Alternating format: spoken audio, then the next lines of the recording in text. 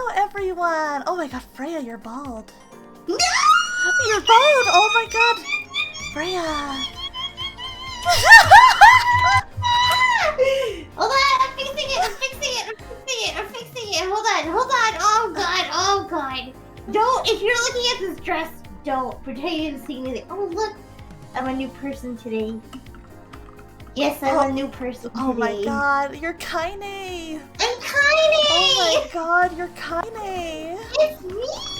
That's you. Kaine. Hi! You're Kaine! Hello, Freyja! How are you doing today? Or I guess Kaine, how are you doing?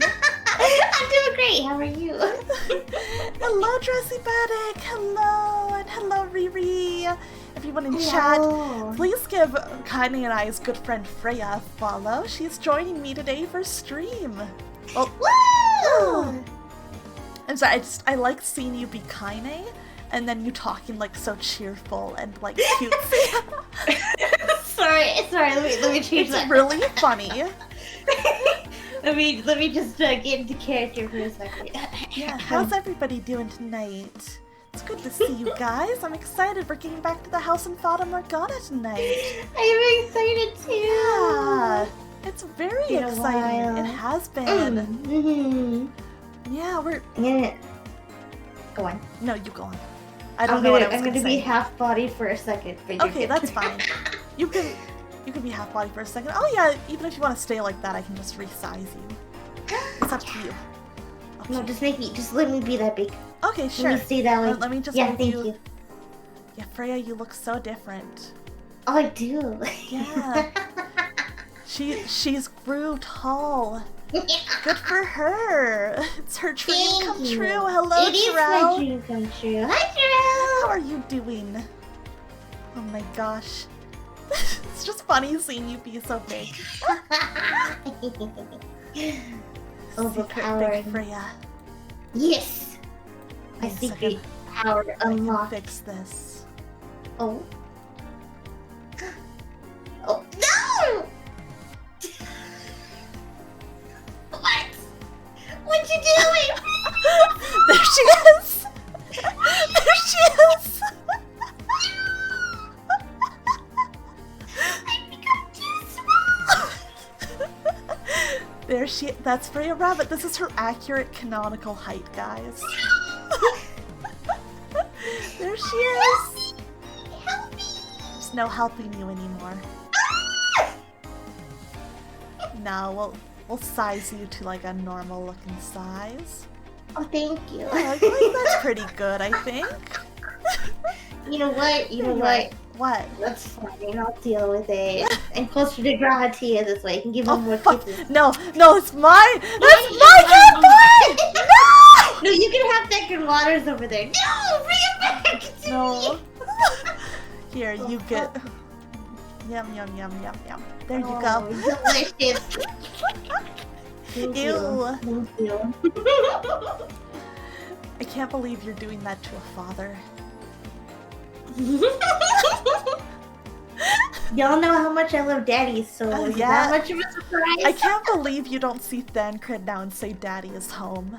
When are you gonna do that on stream? Oh, no. I can't. I respect Why him not? too much. Are you saying you respect Gosetsu less than Thancred? No, Oh my god! No, Oh my god! He was just daddy from the start. Oh my but god! But now Thancred is just, he's all, he's Oh my complicated. god! Don't make Okay, me pull up the so chart again. Freyja respects Thancred more than she respects Gosetsu. We have confirmation. No! Jigo! No, You're correct. wrong. No! No, I'm correct. No. Yeah. No. Yeah. Freyja, what happened last time in Fata Morgana? Oh god. It's been a while. It has been a while. Okay, so last time we heard the wait, was it last time or was it last time that we heard the backstory of Mel? I feel like it was last time. Yeah, so last time we found out what Mel's reasonings were for what he was doing, and we got to hear about his and Morgana's relationship before that, and then why he ended up here. And if you have any questions about that, feel free to ask. Well, I'm just going to skip over it because I was last week. So last week, Mel was basically on our side again. And we are like, okay, well, we have to get this other key. Well, we don't know how. We end up meeting Maria, who is a whore. And you can say it like respectful. You can say like sex worker or anything. You're like, oh, she's a whore. Sorry. It's funny. Limited. It's very funny. But yes, she is a prostitute that was working at the same orphanage, the same brothel that Morgana was brought to once upon a time. Yeah. And so she knows Morgana. So when Michelle mentions her, she's like, oh, "Wait, do you know Morgana?" And he's like, oh, "You know Morgana?" And then they were like, oh, "What do you mean she's locked in the tower?" And he was like, "Well, we gotta get her out of there." And Maria was like, "Okay, well, I'll do what I can, but I don't know how much I can do, but I'll do what I can." Yeah. And we had girl talk with with Nellie and Maria, and I don't remember what her sister name was, but Marie. Yeah. Sister Marie, aka oh fuck, what's her name? What's her actual name? I forgot. Pauline. Okay. Pauline. Yes. There you go. Yes. Yeah. So we had girl talk with the three of them, and Michelle, of course, because he got dragged in. Yes. And they talked about the people they love, and oh yeah, chat made Michelle act like he say something that made it sound like he was gay. Yeah. Well, like, oh, well, if that's what you're into, that's fine. We support you. And they're like, wait, no, I'm using take it from her. We're like, oh, okay. Yeah. So what happened after that? Let's see. We had the option whether or not we wanted to walk Maria home after. And oh no, I feel like I'm about to sneeze. Oh, it's okay, I'll take over for you. You can sneeze. Yes, so we had the option of whether or not we're gonna walk her home or not. And we chose yes, walk her home, and she gave us a knife. But upon returning, we overheard the swordsman talking to Pauline. And then Pauline leaves, and the swordsman is like, "Hey, I know that you're listening. I wish you were gonna be more fun to kill, but I guess this will work." And then bam! We get stabbed and we get a game over. We got a bad ending. So we reloaded the save. Yeah. And the next time we don't walk her home, and we head in early for the night. And when doing that,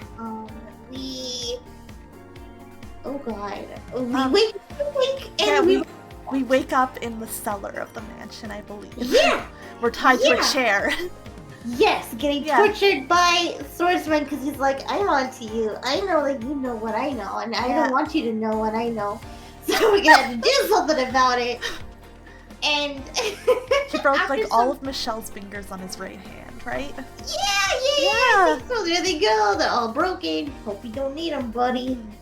Yeah. And then last minute, right before he was about to die, right before he was about to get his arm chopped off, right before that, Mel and Pauline walk in, I believe. Yeah. Mel picked the lock, and hello, Kukushi. Hi, Kukushi. Yes. So Pauline is like, is all that true? Because he does the typical evil villain stuff. He's like, yes, this is what I've done, and this is why you're gonna die. And she walks in like, wait a second. She's like, is all that really true? Why are you holding this man captive? Why are you hurting him? And then he's like, oh fuck. Yeah. And Yeah, I believe the swordsman owns up. He's like, okay, yes, I did cooperate with the Lord to lock a girl in the tower and sell her blood as medicine. And he promises he's going to tell Michelle everything, but he does ask for Pauline to leave. And he says, oh, I don't want the woman I love to hear of all my crimes. But she stays, right? Or does she No, leave? she does leave. She decides to respect that, so she does leave. I hope your Sunday Bye, night's going Queen. great too, Cuckoo. I hope everyone's is. Yeah. But yeah, How that you is doing, where we Jack? left off. Yeah. So we were about to find out the swordsman's backstory and why he chose to Yeah. cooperate with the Lord to do all of this. I'm very excited. Again, Yes. if anybody has any questions Yes. during the game, please feel free to ask. It's totally Yeah. okay. Yes, if you're new to stream, especially or new to this game, feel free to ask any context. Freyja and I are always happy to fill in. And hello, Chair! Oh yes, and Freyja remembered we have a command for content warnings for Bottomaru because a lot happens in this game. But oh my gosh, hello, Chair, how are you doing? No, everyone follow Chair. Follow Jared. They're so comfy and cozy and so Chair's nice to be in streams are chat so with. good. It's too late, Chair. I already did the shout out. You have to follow Chair now. It's my order as queen. Scream as much as you want. I can't believe it. I think Freyja just walked away from the computer to play with the cats. Okay. I just heard you echoing from a distance and I was like, is she coming back soon? Did I miss the Discord cutout when she said she was gonna leave for a minute? I was like, oh no. Like, uh-oh. Welcome back. Thank you. No, Chair, you're too kind. You're too awesome. You Jared deserve shows up it. for like every stream and I like know. even if he's not like specifically in chat, he'll just like pop in and like make sure you're hydrated. Yeah, You he'll got come your at least say posture. hello, even if he can't stay long. It's so sweet. So sweet. That's why y'all need Jared the Music Bear in your life. I appreciate Jer so much. So everybody should appreciate Jer too, okay? That's my command. That's order of the day from Freyja and I. Alright though, I guess do we think we're ready to switch over to game? I think so. Alright, here we are. I'm Alright. scared. Oh, Why God, am I you're so scared? big. I don't know. You're so big. Why are you so large? Because I'm large and in charge. No, you're not. What the? So what? What am I so smart? You can't do this to me.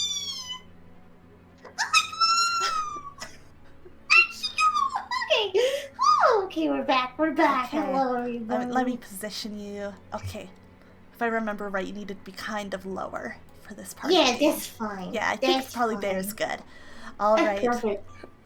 Teeny tiny Freyja, you can squish her like bug. Sticks her in your pocket. squish. Aww. I say squish. Squish. No, Squish. do not squish. Do not Squish. squish. Leave me in one piece. Thank you very much. Yes.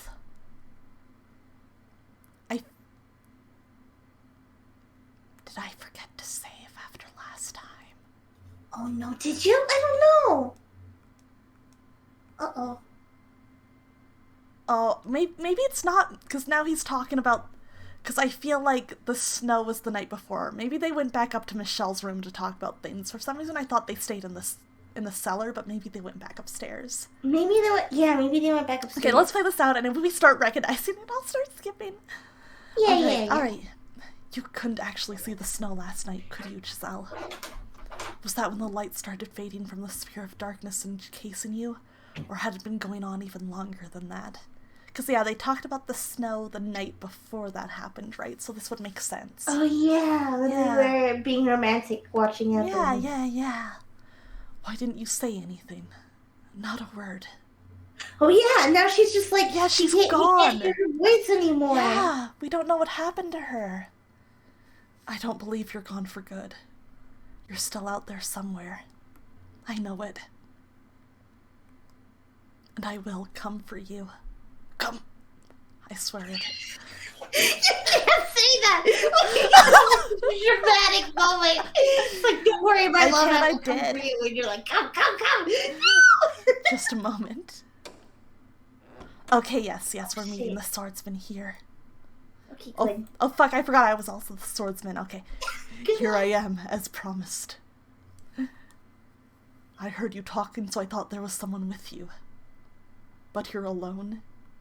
Yeah, sorry, I just do that sometimes. Yeah, it's just how it be sometimes. It's only me, yes. I see. As I told you earlier, my perspective on events will do nothing to change Morgana's mind. I would still like to hear what you have to say. All right. I called that Not being from this land, I don't believe in the local god, nor do I think priests and preachers any better than con artists. Where did that come from? What I'm trying to say is if I give a confessional, it won't be to another human. Huh? You're an angel. Whoa, dude, you interested? He's gonna drop that "did it hurt when you fell from heaven" line on Michelle. Shit. Oh shit. Yeah. Come again? Come. Wait. Come again. Come again. The angel from the stained glass window. That's you, isn't it? Oh, wait, how on earth did you come to that conclusion? Oh yeah, because the angel in the stained glass window is the angel Michael, who Michelle was named after. Yeah. So hi, Hi, Cindery Cat, how are you doing? Good to see you. I was thinking about everything you said earlier in the cellar. The fact that you knew about Morgana, the fact that you could see into my heart, and in particular, all your talk about saving people's souls. I mean, that does sound very angel-y.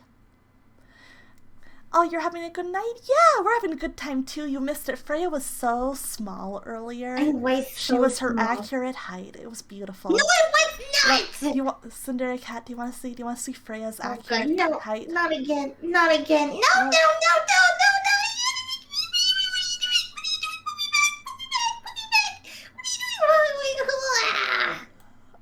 How dare you? I like that sound you made as you got big again.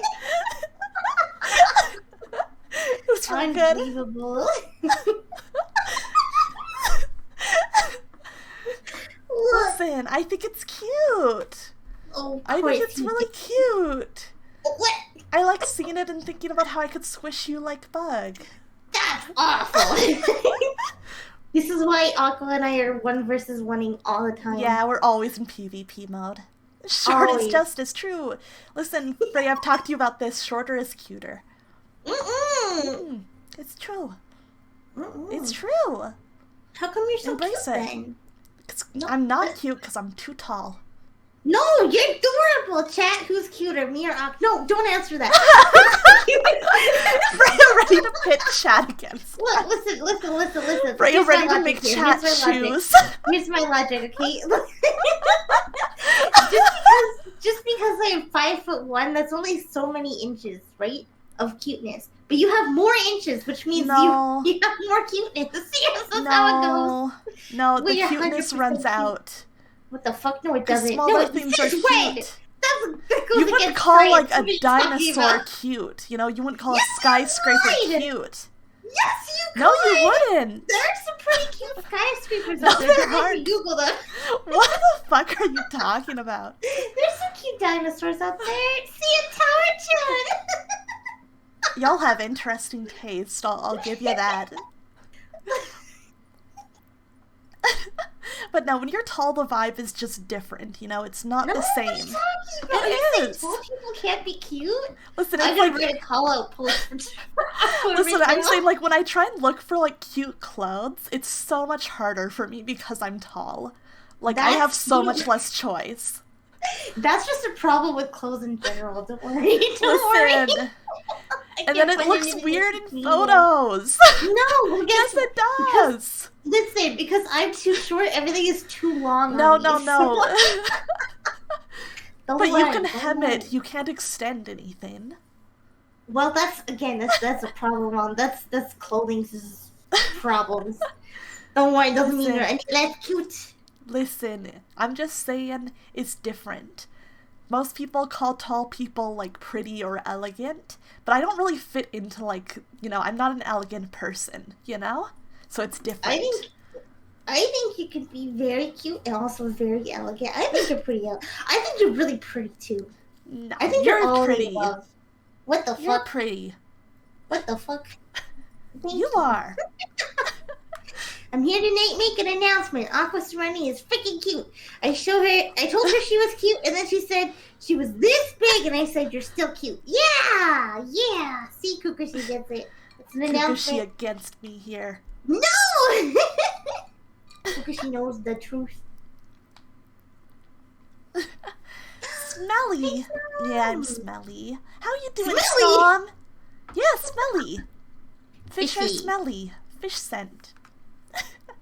But also, Freyja's smelly too, because she's a wild animal. Yeah, it's true. Yeah, we're both smelly. Do rabbits go rar? Yeah. I guess now they do. God, how are you doing, Snom? Good to see you. Oh my gosh, I guess I will keep on with reading. Feel free to answer question though, Snom. Salvation is not man's job. Which means you must be something else. I'm... Fish. I will tell you everything. I'll Snom and Grim, both on the same page. Every foolish mistake, every terrible crime. In exchange, I would like you to tell me what I am to do next, to lead me down the path I am to take. That's a big order. It is. I terrify myself. With every passing day, my ability to tell what direction I'm supposed to be heading in dulls. Get a compass. So after I tell my story, I want you to do that for me. Please, will you show me the way? Do you know the way, Freyja? I was gonna say that! No, I can't. I do know the way. You know the way? Good. I know the way. I can no more decide the path you take than you. But you saw into my heart. Fish can also be food. I had sushi today. It was real good. You know? Cannibalism? Fish eat fish! That's a law of the ocean. Oh, yeah, I guess you're right. Yeah. It's like, oh, people are cute. Mm-hmm. That's true. No, that's not a law of the ocean. That's not a law of the ocean. Wait a second. Are you saying the dolphins aren't cute? Dolphins are very cute. They're tall. What? They're taller than most. I mean, it's a mammal, I guess. Nobody would describe a dolphin as tall. Comparatively to fish. Nobody describes fish as tall or short. They're like long or not. What? I give up. Giselle, if you were here, how would you describe fish? You would encourage me to agree to his request, wouldn't you? Okay. I can't guarantee that anything I'll have to say will be of use, but I will do the best I can to lead you in the right direction. Thank you. But I feel like you'd call a fish long instead of tall, and to me that's different, especially because fish don't stand, you know? I don't know, to me it's different. I get it, but also you could argue that people are long too. It's different. Now, before I begin, there's one thing I need to clarify. Huh? I am not in love with Pauline. Oh, shit. She does play an important role in my life, though. That much is true. She's your tether. Exactly. I suppose you could say, admire her. She's everything I am not. Everything I cannot be. Is that something I should tell her, you think? That I don't love her, that I'm incapable of feeling love? Should I tell her that, knowing she genuinely loves me? Ooh, what do you think, chat? What do you think, Freyja? I think you should be truthful with her. My instinct tells me I shouldn't. I know very well I'm lying to her, but there are circumstances in which a lie is preferable to the truth, are there not? With that said, I'm ready to begin. You have my full attention. Here we go! Here we go! Whoop, whoop, whoop, whoop, whoop. down the warp pipe. Yeah.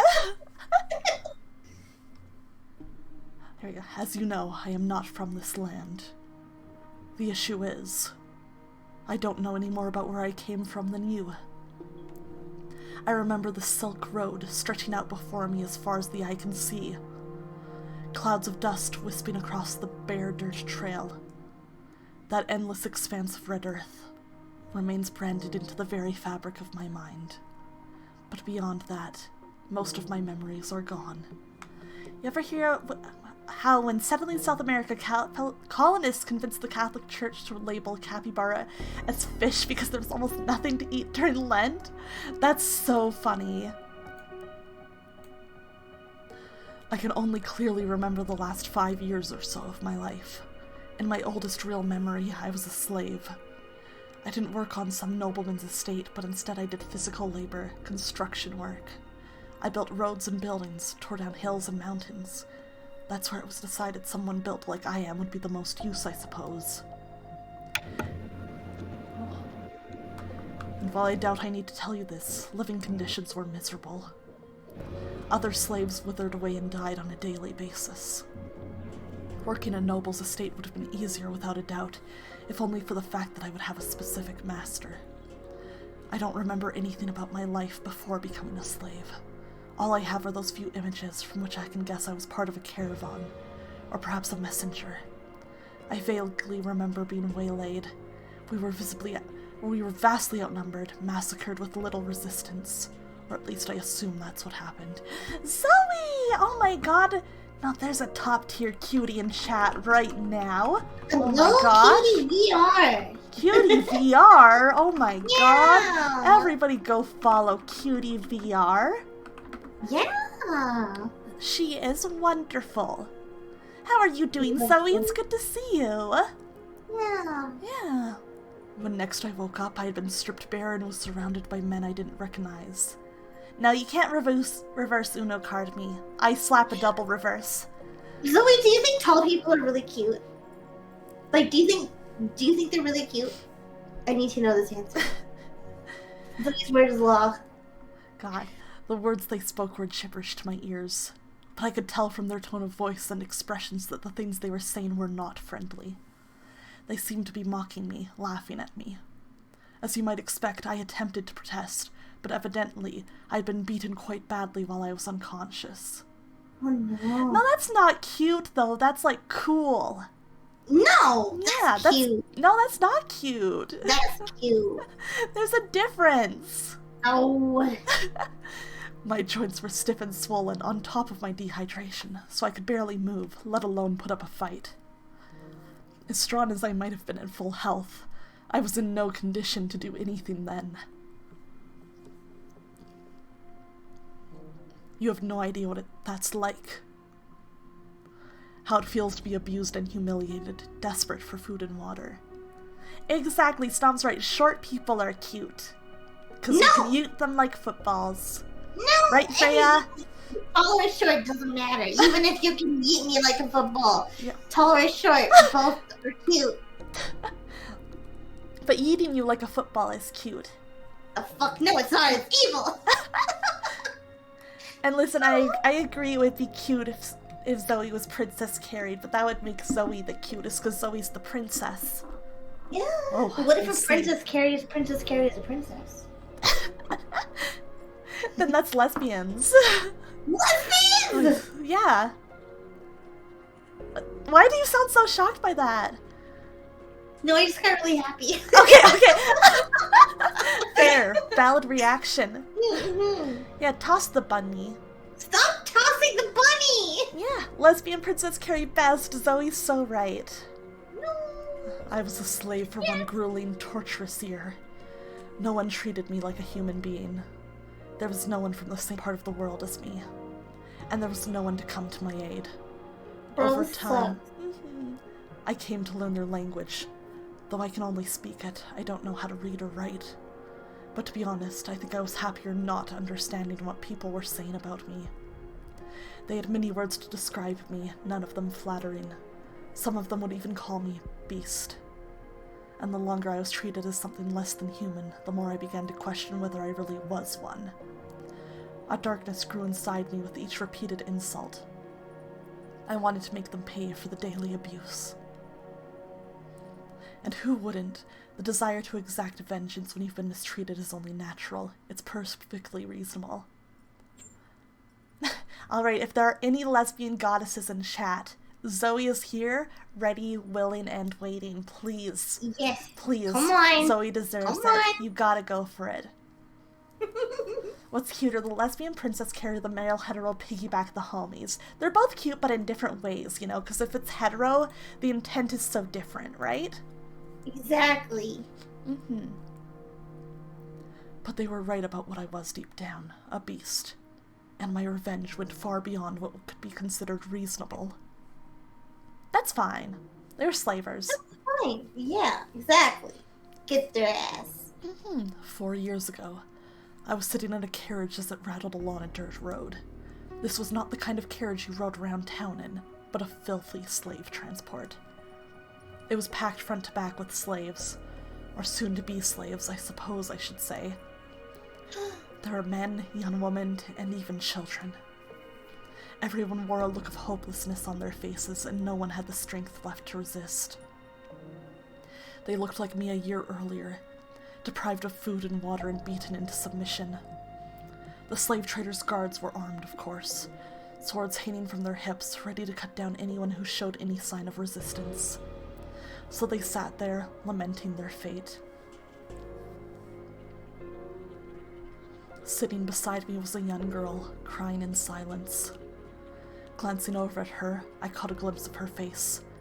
Large chunks of skin seemed to have fallen off it. It was Morgana. Morgana! It was, suffice to say, an unusual sight. Oh, you went on Twitter for 2 seconds and saw me beating my body pillow? Yeah, it's really funny to do it. Yes. It's so funny. He's so punchable. I have a Grahatia body pillow, but I don't punch that one. But beyond that, I didn't think much of it. I didn't find it disturbing or unpleasant. How much to be beaten like that body pillow asking for a friend? $2. Perhaps because I have similarly unusual appearance. What caught my attention, though, was the way she was crying. I'm not sure how to describe it, but it seemed different somehow from everyone else crying in the carriage. It was almost like her tears were not for herself. Why are you crying? At my question, the girl turned her head to look up at me. Surprise crossed her face before a few brief seconds, but that was her only reaction to my appearance. I assume her thought process was roughly the same as mine, so she felt no need to fear me. After a moment's hesitation, she said, "I'm sad because I didn't get the chance to show my gratitude to people very dear to me." Her response perplexed me to no end. Why was she concerned about showing gratitude? Why was she not despairing of her own circumstances? Why was that the emotion that gripped her in that moment, not hatred for the slave trader or sorrow for herself? See, Snom, you just gotta hide the body pillow real well. Under your bed, in your closet. There's many options. Yeah. To this day, I still don't understand. But that wasn't the only thing I found curious. Her voice, despite being soft, cut through the crying and wailing of the other slaves. I pictured it like a single patch of clear water in the middle of a swamp, untainted by its surroundings, gently undulating. One sentence was all she said, but there was something unbelievably calming about the sound of it. For a moment I was filled with a sense of tranquility, and though you may not believe it, I wanted to get her out of that filthy carriage, to undo the shackles threatening to taint her, and so I took action, driven by that desire. This is no lie, I promise. You used to want a body pillow to hug at night, but now you've am I gonna say this right? Blahage? So you just cuddle that instead? Oh, nice. Honestly, body pillows are super comfy to, like, lie on and stuff. Yeah, right? I Right? miss mine. We gotta get you another one, Freyja. Oh god, We yeah. gotta. We We gotta. gotta figure out who the one is. Yeah, you know what? I'm sure by the time you finish Shadowbringers, you'll know who you want. It's true. Oh, your obligatory trans shark. Aw, that's cute. Oh, from IKEA, the show. Yeah, the IKEA shark. Oh my god. So cute. It's so cute. I love it. I want one. Right? All right. No, don't kill me. Please, you can have all my money. You can go free if that's what you want. I'll apologize. Anything.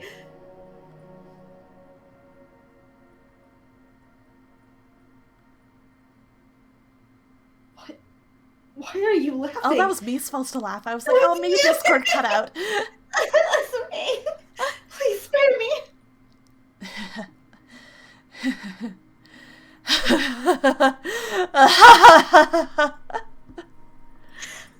I have a wife and children, please. I'm begging you. And why should I care?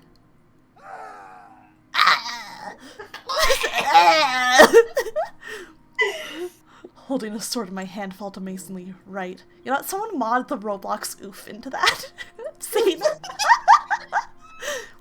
Whatever work I once did must have required me to use a blade. Even with the shackles still around my wrists, I had little trouble slaughtering the slave traders and their guards. They let their guard down because we were restrained. The thought of anyone resisting never once crossed their minds. Dead bodies sprawled out around me. Corpses I had made, lives I had snuffed out. Look at this. See, no one can defeat me. They stood no chance against my strength.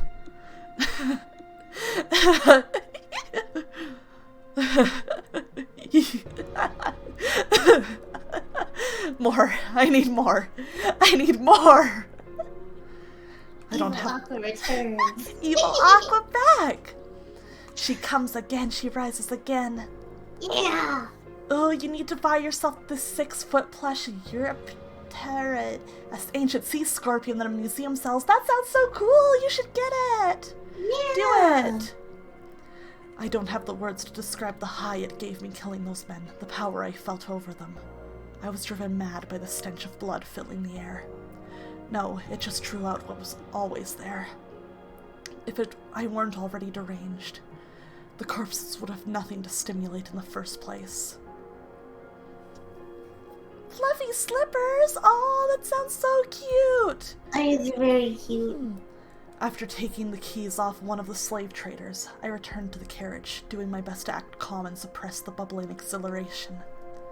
Hey, you, unlock my shackles for me. I would do it myself if I could. You. Say something, would you? But she said nothing, simply removing my shackles as commanded. If she had said even one word, let me hear that curiously calming voice of hers, then in all likelihood I probably would have stopped there. But she remained perfectly silent. Everyone was in shock at what they had just witnessed, her included. In time, though, the slaves started cheering. The same people who'd been wailing minutes earlier were now shouting praises. Our savior! You are our savior! We're free to go home! We can have our lives back! Undo our shackles, please! I'm a beast. What? I'm not a savior. I'm not a man. I'm a beast. Isn't that right? I'm a beast, aren't I? What are you? More. I need more. I thirst for more. What? Why are you pointing your... I need more! Oof. Oof. That's fine. Right? It's fine. Yeah, it's fine. Yeah, we can forgive that, right? Right, chat? Definitely. Yeah. Right, chat? Right, chat? In that moment, No. the last of my reason dissolved. I went into a frenzy, slaughtering the helpless slaves I had never intended to kill. Yeah, forgive! I was euphoric. I couldn't get enough. I reveled in it. Never before had I felt such utter ecstasy. Their cries for mercy as I ripped through them were delicious. The look of fear in their eyes, the way their faces twisted, the splatters of blood around their mouths open in screams, the despair that filled them. No, Snom, you already forgave. It's too late. I didn't care anymore that they were just as much victims as me, that they had suffered of the same abuse and humiliation. All of that was buried beneath the waves of bliss that ravished me. Everyone who asked to be spared, I skewered. I worked my way around the inside of the carriage, killing dozens upon dozens of slaves. Heads went rolling off shoulders, hot geysers of blood spewing from open necks. I was practically wading through blood by that point. Some bodies I completely dismembered, others I disemboweled, leaving their entrails to hang out of their open guts. All of them had looks of agony frozen into their faces as death took them. Yuck. Yuck. Very unsanitary. Mm-hmm. I don't know if I was unconsciously avoiding her or if it was just a coincidence, but the girl was the only one left alive. She, of course, hadn't been spared the mess, so she sat there, drenched in sticky, red gore. Her lips appeared to be trembling, though I couldn't tell for sure, with so much of her skin missing. Oh, Freyja, thank you for that thirsty! You're welcome, you've been working so hard. I appreciate it. Very kind of you. Mm. The fire inside me still burned white hot. She was the reason I had done any of this in the first place. I'd stood up because I wanted to set her free. But my original intentions were long since gone from my mind. Raw pleasure overwhelmed any sense of reason. I approached the girl, pointing the sword at her neck. I expected her to scream, to beg for her life like the others. But she did nothing, simply stared up at me. Why didn't you run? At my question, the girl finally spoke. Why did you kill them? The sound of her voice quelled the furor within me. It baffled me. I had no control over it, yet the strange girl could pacify me with a single utterance. The words she used didn't matter. It was her voice. She could have called me a monster, and it would have had the same effect. Because I felt like it. It was nothing personnel, kid. I couldn't explain my reason for murdering the slaves. I didn't have the words to express the things that drove me. All I could tell her was that I did it because I felt like it. And why haven't you killed me yet? I couldn't find a sure answer for that question in my somewhat rattled mind either. In retrospect, I realize now that her voice was my first tether, but at the time I had no idea why I didn't take her life in my frenzy. I had killed other children, other women. Young, old, sad, miserable, it didn't matter. Nothing had so much as prickled my conscience. I don't know, I said, and then I stepped off the carriage and walked away, left with questions I couldn't answer. Was I really a beast? Was unleashing my innate savagery and reveling in the massacre of helpless people really all I wanted? I didn't know. Damn, big questions. Yeah. After escaping from the slave traders, I became something of a bandit. Fuck them kids, Michael Space Jam Jordan. I had no hope of anyone taking me in. Not only was I a murderer, I was a foreigner. Nor did I have any chance of finding decent work. So I lived by the sword, killing and plundering. The money I honestly didn't give a damn about. I had no desire to be wealthy. It was simply a matter of survival. That and quenching my thirst. I went on for about 3 years like that. Man. Until finally encountering something I couldn't defeat with my sword. No amount of muscle was enough to protect myself from disease. Oh, sheesh! Oh, sheesh! One day I woke up with chills, my vision blurry, barely able to move my own limbs. I set off for a nearby village, hoping to see a doctor, but my body didn't last that long. I collapsed on the side of the road, drained of my last strength. It was a moderately busy road at that, so I assume I had made it close to the city. Scurvy, oh no! Didn't drink your vitamin C! You have to have more oranges, dude! Yeah! Dozens of people passed by, silently pretending not to see anything. I didn't look like someone a respectable person would want to involve themselves with in normal circumstances, so it was no surprise they weren't interested in this sick, filthy foreign man. Hell, I couldn't remember the last time I had bathed. Oh, he's just like a Stinian for real. For real, just For drench real. in blood. Yeah, stinky, hell. doesn't bathe. Doesn't bathe. It was hard to look at me, let alone get anywhere near me. This is where I'm going to die, I thought. It seemed like a suitable end to a mad, murderous monster's life, withering away on the side of the road beneath sneering passerby. The fact that I was still alive after 3 years of leeching off on other people's lives was, itself, wrong. I didn't lament my impending demise. I accepted that such was the way of the world. But then... I glanced up to see a woman in a nun's habit looking down on me. Are you alright? Are you sick? I'm going to check your temperature, okay? Wow, you're burning up! You shouldn't be out here in this condition. Do you not have anywhere to go? Don't worry, I've got you covered. Toasty! There's a church not too far from here. Hang in there just a little longer and you'll be fine. And what is your god going to do for me? He helps people in need?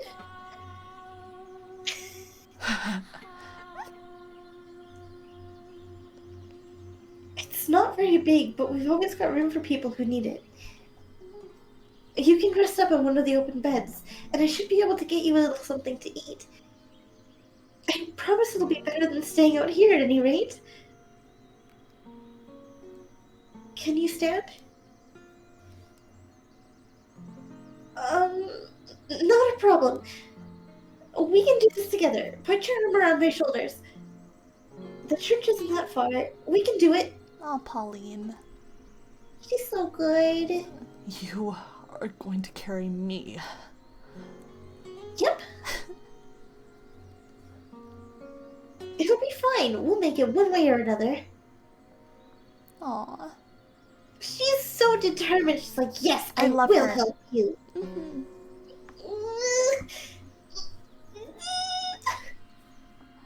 Hello, J-Bomb. How are you? I agree. I love the soft colors of the backgrounds. It's so It's pretty. very pretty.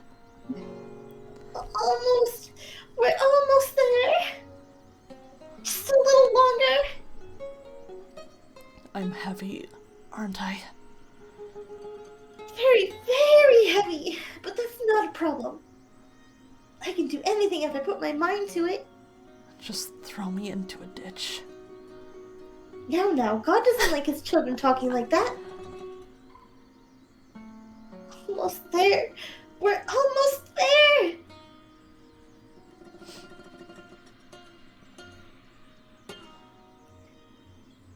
So, how are you feeling? Better, I hope.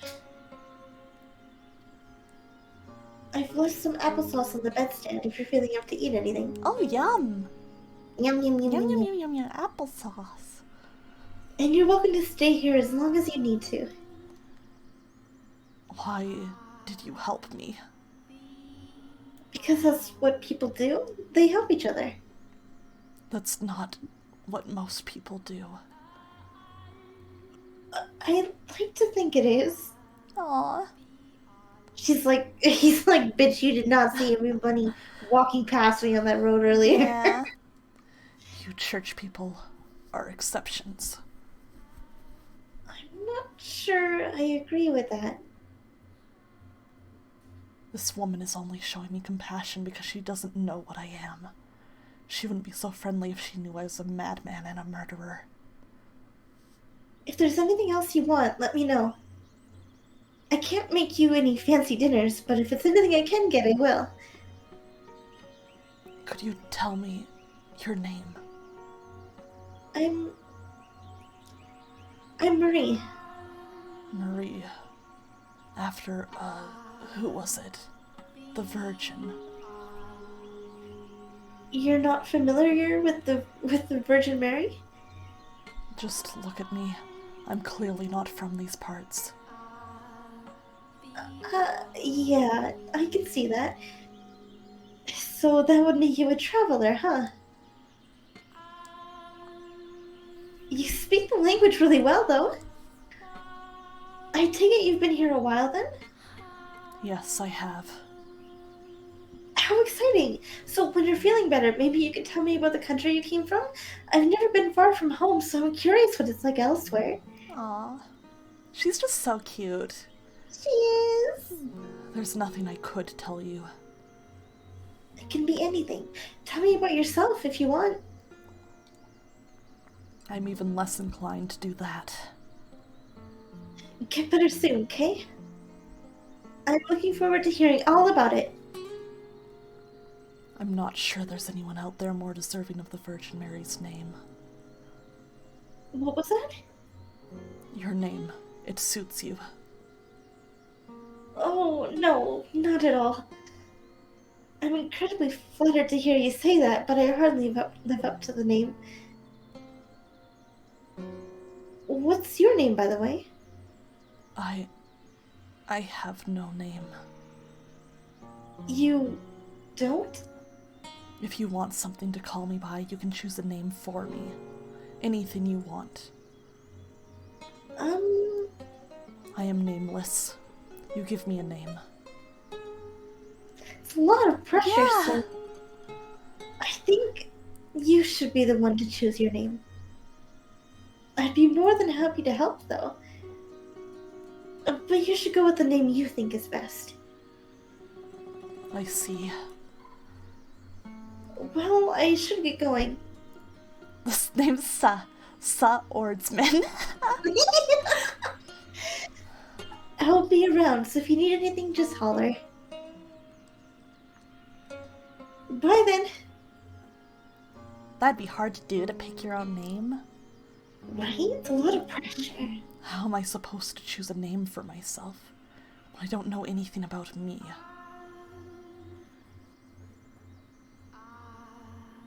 I recovered quickly with a proper bed and a roof over my head. Out on the road I had been certain I stood no chance, but I was back on my feet after only 3 days at the church. Pick a name, I can barely pick my nose! My body was more resilient than even I knew, and now that I was back in health, I had no intention of sticking around. Thank you for everything. I would be dead if it weren't for you. No thanks necessary. I'm just glad to see you're feeling better. There's no need to be in such a rush to leave, you know. Stay a bit longer. Make sure everything's alright. I'm not going to stay any longer than necessary. If you're sure. Take this as payment for the food and lodgings. I can't accept that. No. We don't charge for charity. Charity is not free. You paid for it. Let me pay you back. I can't. Please, take the money. If you insist, I can accept it as a tithe. A tithe. Think of it like a donation to the church.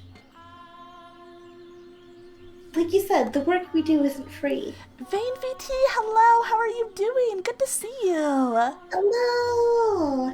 Alright then, a tithe it is. Thank you. And may God bless you for your generosity. So long. Hey, if you're ever in the area, maybe you could stop by sometime? We're doing good. Well, I'm good. How are you, Freyja? I'm doing great, Yeah. thank you. I'm definitely enjoying the game. We're in a very peaceful scene of the swordsman meeting the nun, Pauline. And yeah, my weekend's been good. Busy but good. Me too, me too. Yeah, I think today, Sunday, was both me and Freyja's kind of off day, so that's kind of nice. Nice and refreshing. Yeah. I never did get the chance to have that talk with you. Oh my gosh, J-Bomb, you're just coming out with all of the puns tonight. And I was really looking forward to it, too. I'll just cause you more trouble. What? No, you wouldn't. What makes you think that? Are you afraid you'll scare people off because you look different? I really don't think you need to be worried about that. It's not just my appearance. Do you mean it? That it won't be any trouble having me around? I absolutely mean it. Okay. I'll consider it. Wonderful! I can't wait to see you again. Yeah. See, I don't know, I just find them endearing, you know? They're really cute. Believe me, I knew I had no place involving myself with her. A killer making himself comfortable in the house of God.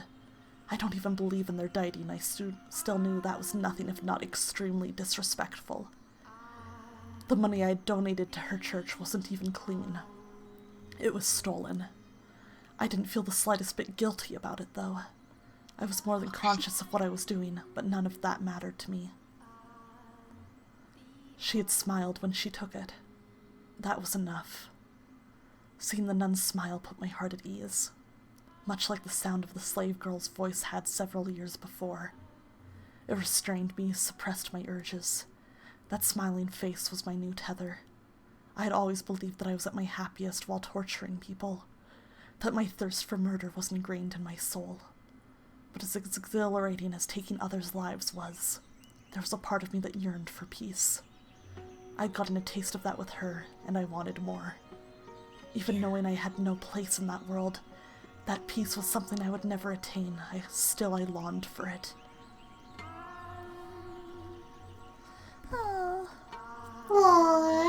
It started with brief visits every few months. In time, though, their frequency began to increase. Soon it was once a month, then twice, then once a week. The length of my visits gradually grew as well. Every time I showed up, the nun greeted me with a smile, quenching my thirst without the need for blood. The more we met, the more I endeavored to be a normal man around her.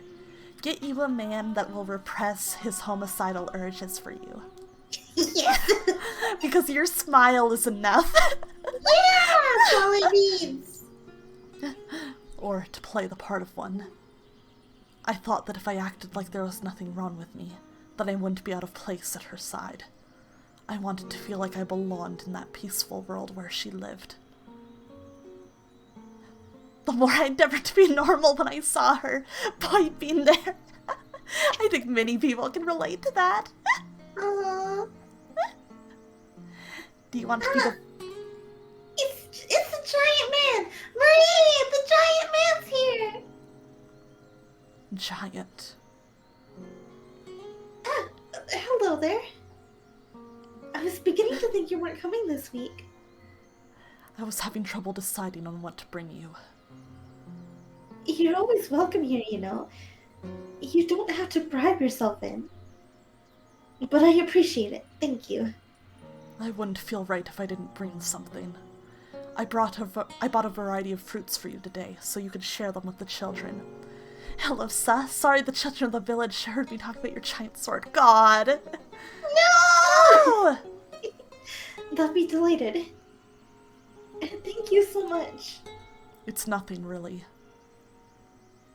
So, have you decided on a name for yourself yet? Not yet, no. Nothing at all? It makes talking to you a little awkward, not having anything to call you. In that case, the giant man is as good as anything. Did he get under your skin? A little. I'm not that big, am I? We're all giants to little kids. I do wish they'd be a little less blunt about it sometimes, though. Indeed. I suppose it's better than them being afraid of me. The children here have strong nerves. They're ordinary kids.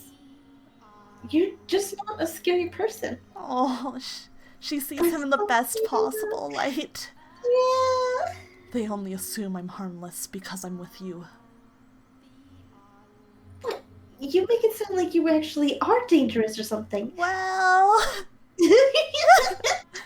Haha, funny joke. Because I am. Don't get worked up about it. The only thing different about us is our race. Everything else is exactly the same. I'm not so sure. You must have had some pretty awful experiences because of your appearance then, to make you so concerned about it. I wish I could say I understood your pain. That's not necessary.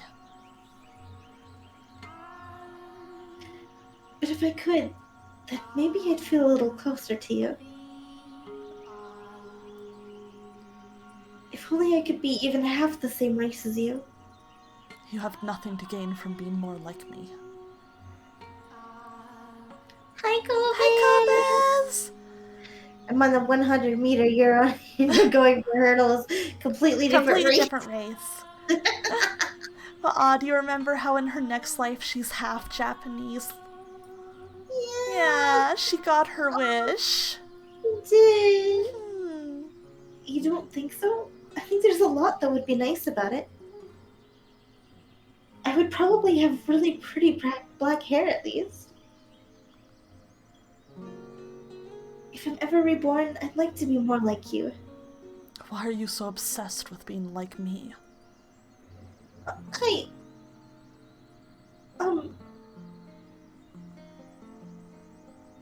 I just am.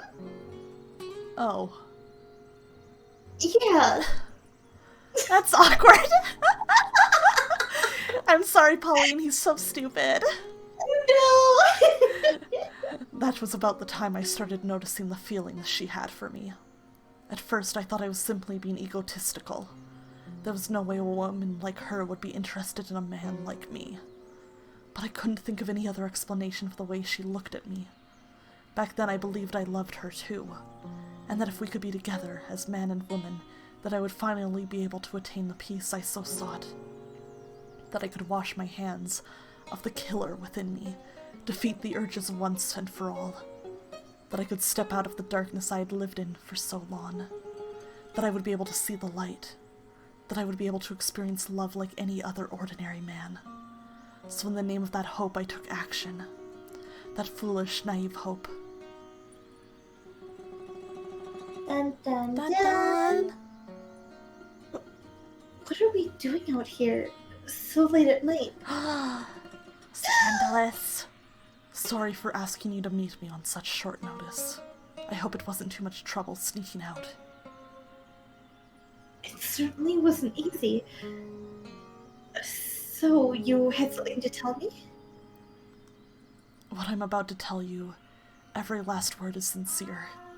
And then once you've heard me out, I want you to turn me down. What? Over these past few months, I've come to at least somewhat understand the responsibilities and restrictions placed on you as a nun.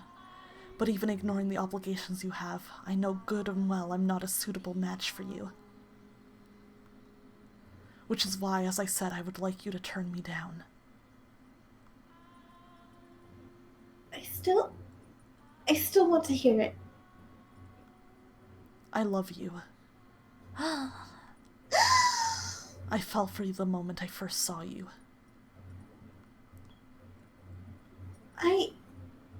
I know I don't deserve to be anywhere near you, but every time we meet, my desire to be with you grew stronger and stronger until it was out of my control. Turn me down, Marie, please, and I will stop trying to get close to you. I'm not Marie. You're not what? My real name is Pauline. Pauline. Marie is my baptismal name. It's not the name I was given at birth. I love you too. I fell for you the moment I first laid eyes on you. I know it's forbidden, but I want to be with you too. Choices at night are automatic horror settings. It's true! No, this is so romantic, in a way. At least you know that the danger is already here in the Yeah. season. scary when you're like, okay, well, the murderer is already in sight. Yeah. And he's not doing anything. So Yeah, he's being tethered right now. Yeah, he's fine. Any free time I have, I want to spend it with you. I'm glad to hear you say that. Thank you for being honest with me. No, thank you for not turning me down. Wow, talk about an anxious day. When you asked me to meet you out here tonight, I wondered if that might be what it was about. It felt like my heart was going to explode all day. Heart explode.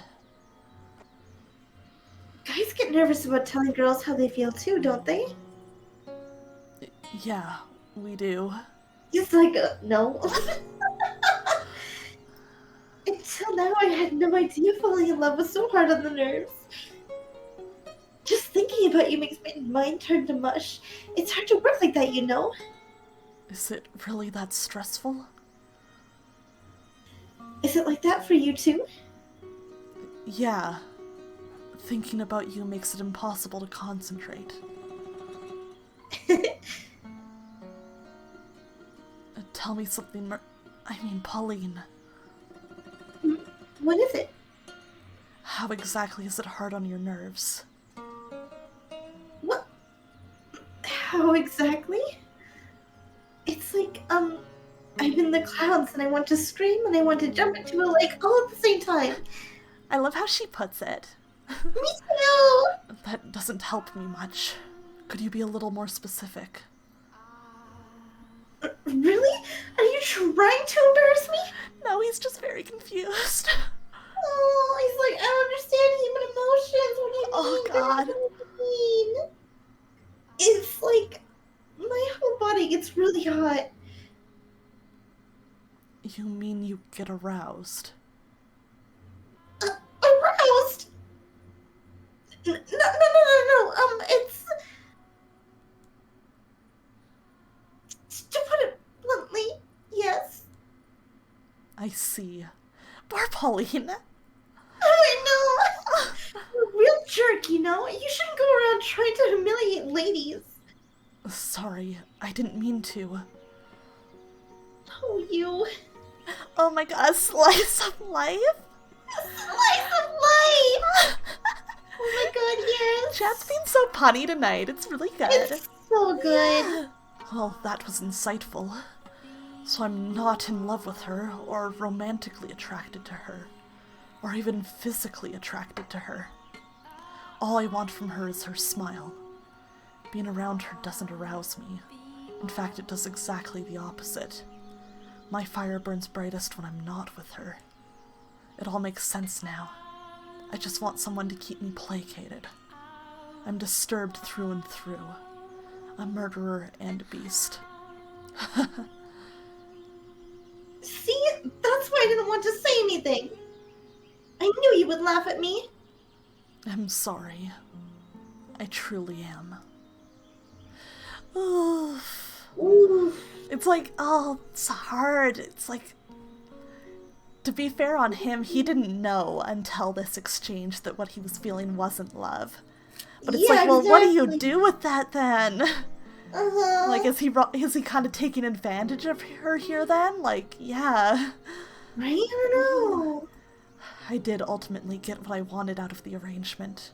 She became my tether, became an invaluable part of my life, even if I had no real love for her. When I was with her, I was at peace. That said, her presence didn't completely rid me of my urges. I was still occasionally struck with bouts of insatiable thirst, overwhelming desire to mutilate anyone who came into my line of sight, and sometimes Pauline became the object of that desire. Kinda into it. It goes without saying that I never did draw my sword on her, but I have no way of knowing when I might lose control.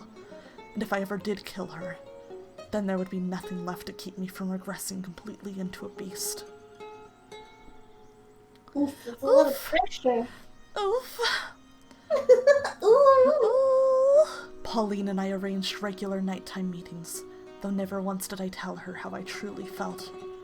And I had no intention to either. When I was with her, I was in the role of her lover. She never questioned my love for her, and expressing hers for me caused her to smile even more than normal. The happier she was, the more beneficial it was to me.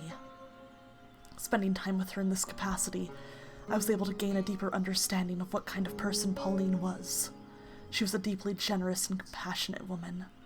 While I now understand her near-compulsive deeds of charity were a result of the stress and uncertainty she felt about herself, at the time, I believed she was doing it because she genuinely wanted to. I believed she wanted to save absolutely everyone, to be the saintess she had come to be known as. She gave assistance to anyone who sought it from her without question, and as a result the church's coffers quickly dried up. Her God did not supply her with an endless store of bread and wine either. In the end, any endeavor, no matter the intentions, requires money. In time, her generosity turned excessive, self-destructive. She would even skip meals so that others could eat. Oh, Pauline. Pauline! In retrospect, that was probably my fault too. As I pushed her toward wanting to be a regular girl, she pushed back against that desire by being even more charitable.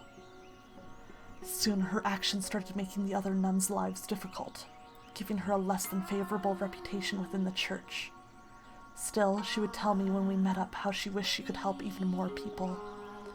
If doing so would give her peace, and if I could be a part of that peace, then I wanted to grant her wish. But what could a killer like me do to help? Petty thievery wouldn't make me nearly enough money to keep a church and orphanage running, and a raid large enough in scale to do so would inevitably be traced back to the source, which would ruin the church forever. How was a murderer to acquire such a large sum of money? I was ready to jump at any opportunity that presented itself, when I received a summons from the Lord. Oh, shit. Sheesh! Oh, sheesh. This man... Right. I take it you're the Oriental man who's been buzzing around to the local church as of late. Oh god, there it is! Listen. When I first saw the Lord, I was surprised at just how young he looked. There couldn't have been more than a couple years difference between us. I had envisioned him as an elderly, or at the very least, middle-aged man. That would be me, yes, what of it? Who do you think you're talking to, you impudent rat? Show some damned respect. Apologies. I'm not very familiar with the local customs or language. Oh, thanks for the 6,000 points for Remy. 80% juice. Let's go. Very well, then. You're fortunate I'm such an understanding man. Yahoo! Yahoo! Gerald, enjoy your lurk! Oh my gosh, and thanks for all the points for Remy! 84%, we're so close. Now, for the reason I called you here. You're the one who killed that cart full of slaves 4 years ago, aren't you? Aren't you? So you know about that. Ha! I wasn't actually sure it was, I'm losing it, I'm sorry, it's gone. But now I have confirmation. Pizza, pasta, pepperoni. Since then, one slave of Far Eastern origin has remained unaccounted for. I take it that would be you. That's right. You made one hell of a mess out there. Am I here to be punished? That depends on how our talk goes. If you think I'm going back to being a slave, you're fooling yourself. Pfft, I don't need any more damn slaves, and I certainly don't want you as one. You're obviously not finding any respectable work being an ex-slave, so I take it you're still in the business of getting your hands dirty, are you not? I assume you're playing cat burglar or something, living off whatever you can swipe from the nearest unlucky bastard. Correct. Isn't it comical, then, that you would choose God's sacred house to stretch your legs in, you filthy dog? I absolutely agree. I thought that would get a reaction out of you, but it seems you've got no bite in you today. Never mind, let's get down to business. You're going to help me out with a little something I'm working on. Help you with what exactly? Something that's going to make me a lot of money. And if you lend a hand, I'll make sure you're well taken care of. Along with the church you're so fond of and the nun you've taken a liking to. That nun of yours has made quite the name for herself. Out in the city proper, people have started calling her the Saintess. They're right about that. She is. The commoners love their heroes and saints. They eat that rubbish right up. What a smug bastard, huh? Right? I kinda love it. Of course you do. I'm down bad. I'm down bad for a terrible man. It's fine. It's fine. Right, I understand. But saint or not, you can't simply create food from nothing. Her work is causing financial troubles for the church, is it not? It is, yes. If you help me with this, I'm offering you an entirely new church, one where she has complete control to do as she wishes. She'll make it into the biggest church in the city. Excited Jimmy, you lent him your suit, Swartu. Nice to see you. Welcome to the chat. How are you doing tonight? Welcome. Sugar. Oh, you're Sugar. Oh. I really like your username, by the way. It's very fun. Yeah, nice to meet you. Welcome in. Goodly. Goodly. Thank you so much for the bits. I appreciate that so much. Yeah, thank you. Welcome in. Welcome. Are you familiar with the house in Fata Morgana, or are you just a VTuber fan? I always love to hear how people find stream. It's always interesting. Yeah. She'll be able to help even more people, which should surely please her. Oh yes, I'm Aqua, and this is Freyja, my co-host for tonight. We are both part of the VTuber group Prismaria. What would you have me do? Jim, at the first whiff of scraps, you really are a dog, aren't you? I don't like conversations that overstay their welcome. You just give out sugar? Oh my gosh, that's so kind of you. Very, very kind. Yeah. Thank you. Fair enough. Then let's get to business. Not far from here lives a witch whose blood has the power to cause miracles. Miracle blood. Sounds like a sham to me. You never know. They said the sound of her first cry brought rain to the land where she was born, saving the whole village from drought. And they say her blood has the power to cure any disease. I'll worry about the veracity of the rumors later. Right now, all I want is for you to capture her and bring her to me. Explain something to me, Lord. You said that if I helped you, the nun would be able to save a lot more people than she does now. So how does capturing this witch accomplish that? I'm glad you know how to listen, dog. Bark. Bark, bark, bark. Bark, bark. Yeah, there are lots of VTuber groups. There are some companies, some are just independent circles like Prismaria, where we kind of support each other and work together and associate with one another. Yeah. Let me see. Oh wait, we don't have our website anymore. Not right now. No. But yeah, we just kind of work together, and we're a bunch of independent VTubers under one house. So. And none give free sugar? One second. Let me find a sugar emote. 1 second. Is there one? Oh no, there's no sugar emote! Well, emotionally, spiritually, I'm giving you sugar right now. I'll be turning the blood into a miracle elixir, which she will then distribute to the patrons of the church, in exchange for tithes, of course. Selling it, then. Selling isn't quite the right word, but if that's how you want to think of it, by all means. The commoner's beloved saintess, handing out an all-powerful miracle medicine. They'll lap it up. And in turn, you'll make a fortune. Exactly. Money I can use to support her church. It'll be a boon to the city's economy as well. A single witch's freedom is all it'll cost for everyone here to come out happy. So what'll it be? Will you help, or will I have to? I'll help. I have no reason not to. Easy, yes. Decisive and a good listener. Excellent. Oh yeah, let's say that's a sugar cube. Good job, Copez. Perfect. Perfect. Our savior in our hour of need. Once I've captured the witch, where do I take her? I have a mansion set aside where your nun can run her church. Thank you Tell for the his bits, Jimmy. Tell his mom. Oh man, I don't think these guys have any mums to tell. That's the I problem don't here, think really. so. If they had Yeah, mums, they all everything would be need- different. Or therapy. Yeah. Therapy would be great. There's an observation tower on the grounds. The witch will be kept locked up there to ensure we have a constant supply of blood. Okay. When do you want me to get her? You're just chomping at the bit now, aren't you? I thought you'd hesitate at least a little, but I guess it was foolish of me to presume to understand how a killer's mind works. All the resources I put into investigating you and everyone close to you were wasted, it would seem. He was so ready to blackmail him. You're so ready. Tell their dog? Oh, true. Telling their dog would make me... If somebody threatened to tell my dog that I was doing something bad, I would shape up immediately. Yeah, right? Yeah. Do you even have a conscience? Don't act like you're any different. I assure you, I have conscience. I wouldn't be doing this if it wasn't necessary for the growth of the city. No, I mean you're as much a murderer as me.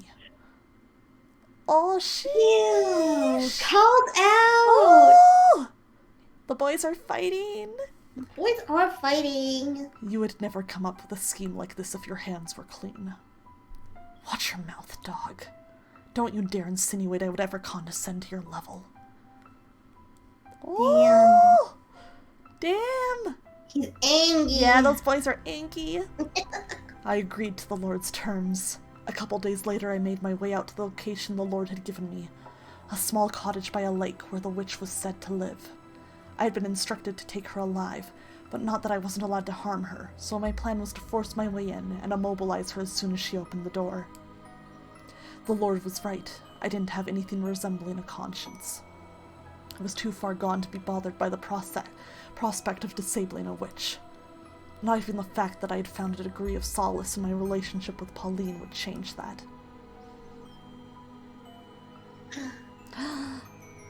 Here we are.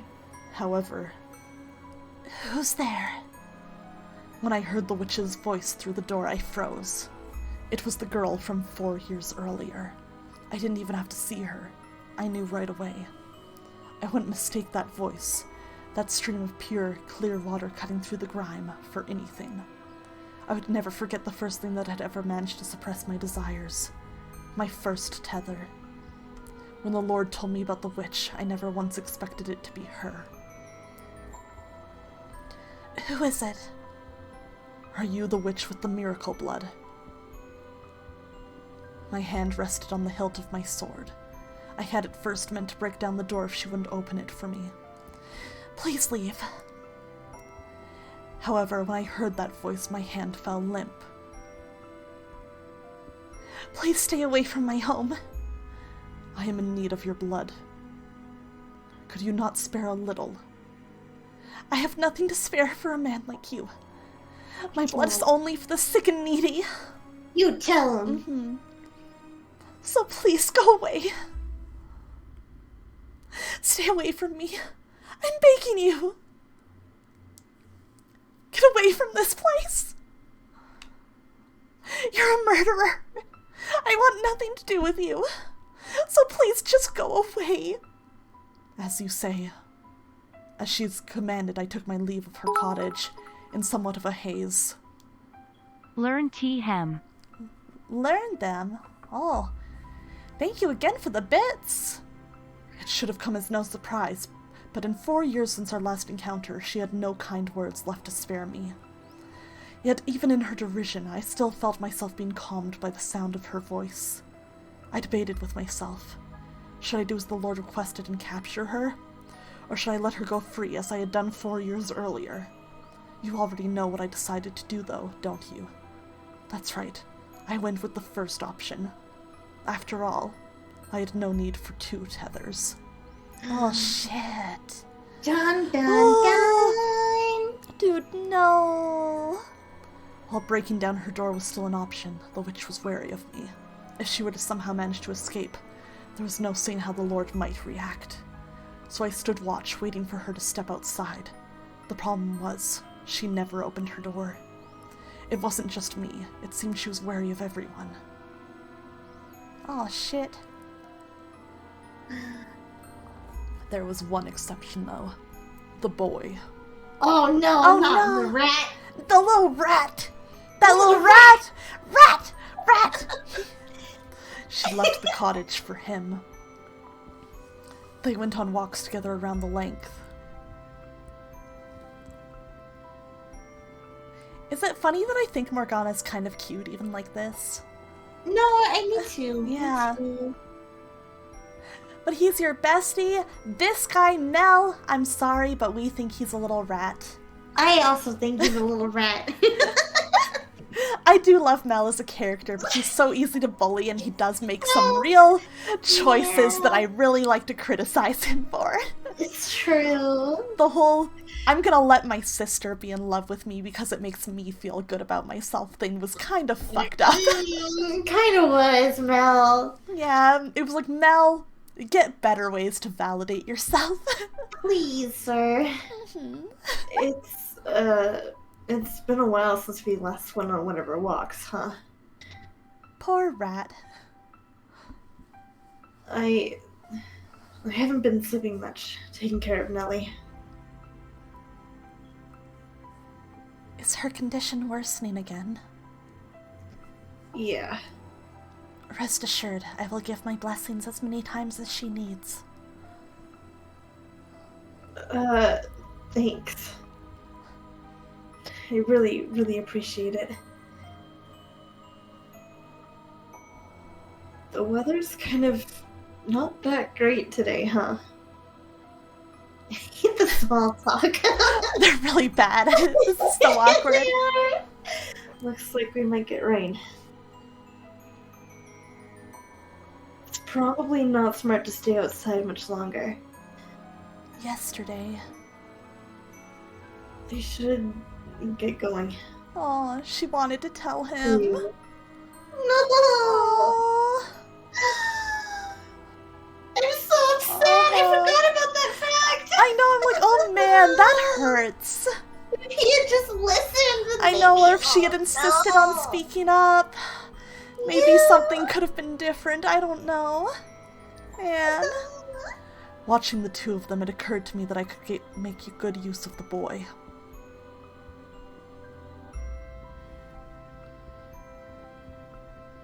You have two options. Either you say no and protect the witch,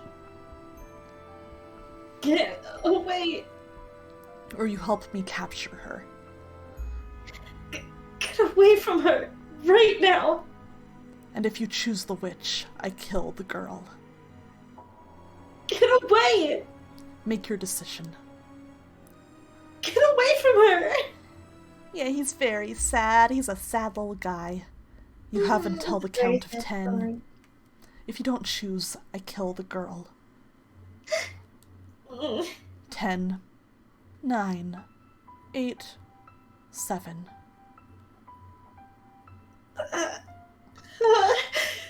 6, 5. Okay, I'll do it. I'll help you.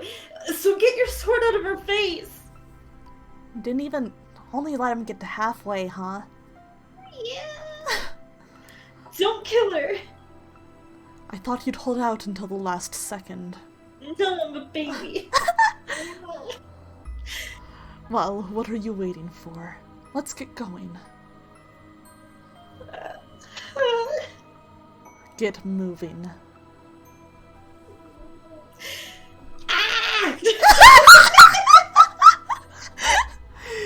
You pitiful little boy with a very strange scream.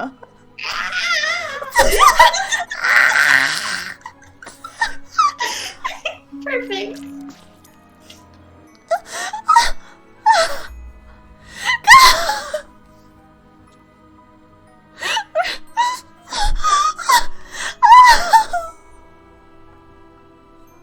Get back! No! Stay away from me! No!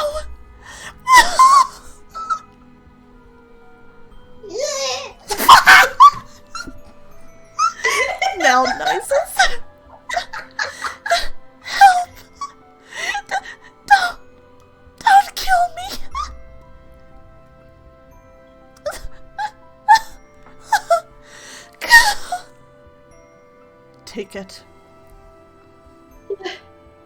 That's your share. Should last you long enough.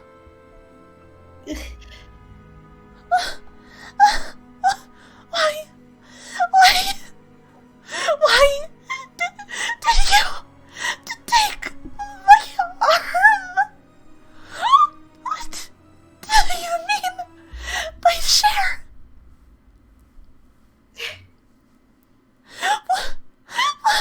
Why?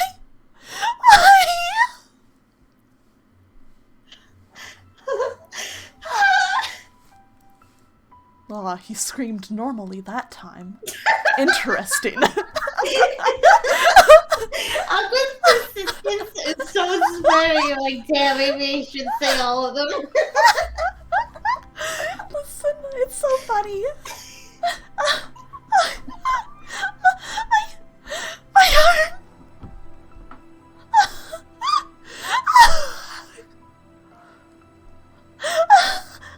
My arm. My arm.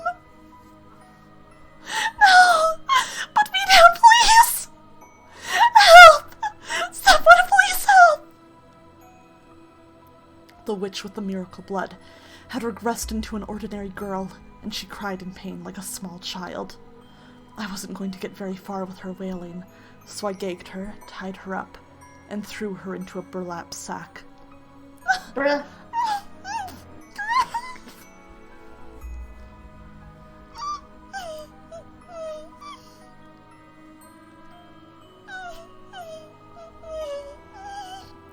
Nothing personnel, kid. I just need your blood. Waiting for it. Without it, she'll lose her church. She needs the money.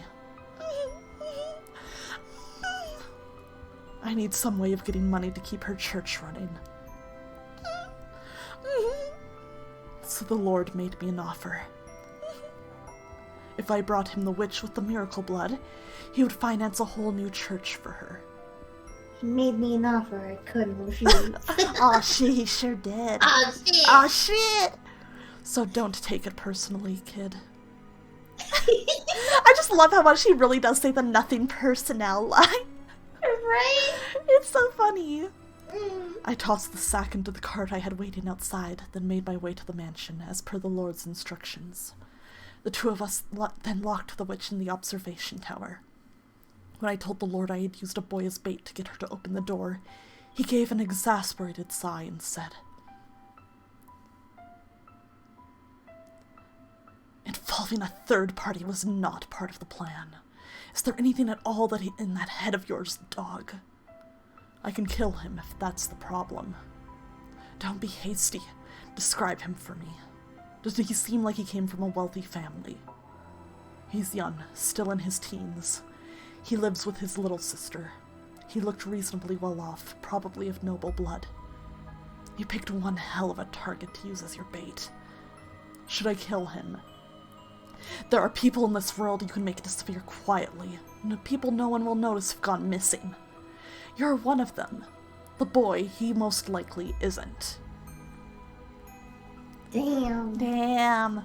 Was the boy at all interested in the witch's blood? He seemed to be. Well, that makes things a little easier. We just have to make him into an accomplice then. Oh, shit. Sheesh! That's everything up to about 6 months ago. You know what happened next, I presume. I threatened Mel, forced him to join us. He needed the blood for his sister, but even without that excuse, he didn't have the courage to run. Me, on the other hand, I involved myself of my own will. Oh, have a good lurk, Hobez, and enjoy getting breakfast ready. Yeah, good luck at work. Have a great time with Swordsman and his stories selling cutting-edge technology medicine. Yes. Yes. I had no reason to try to get back out. In fact, being put in charge of one of the 3 keys gave me an excuse to meet up with her more often. The arrangement was quite beneficial for me.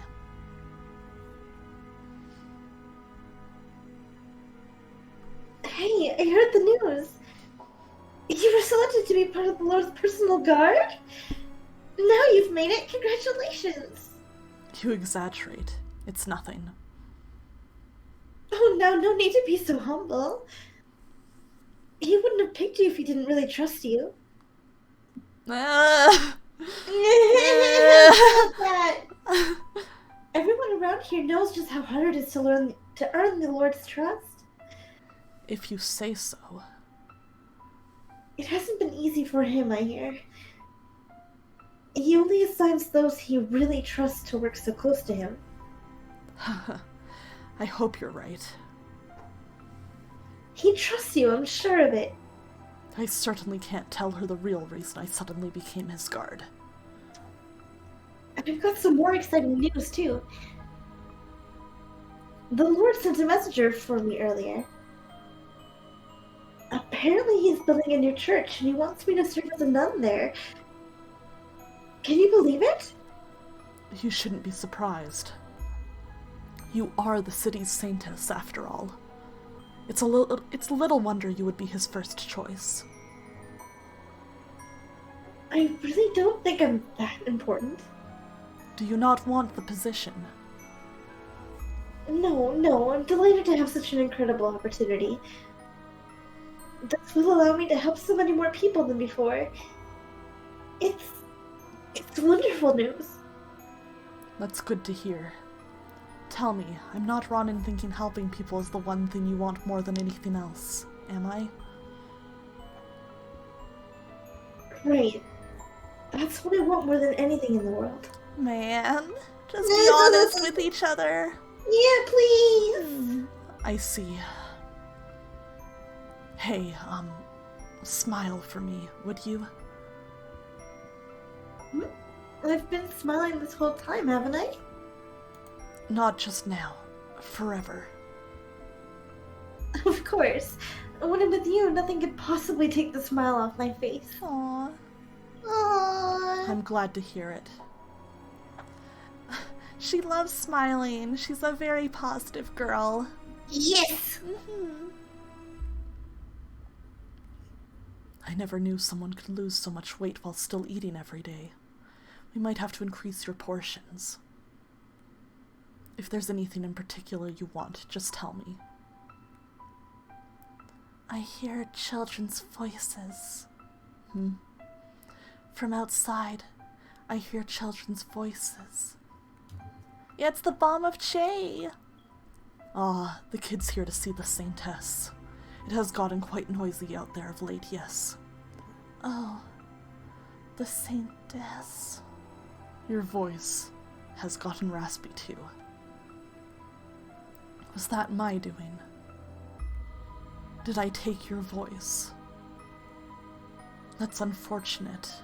To me, your voice held far more value than your blood.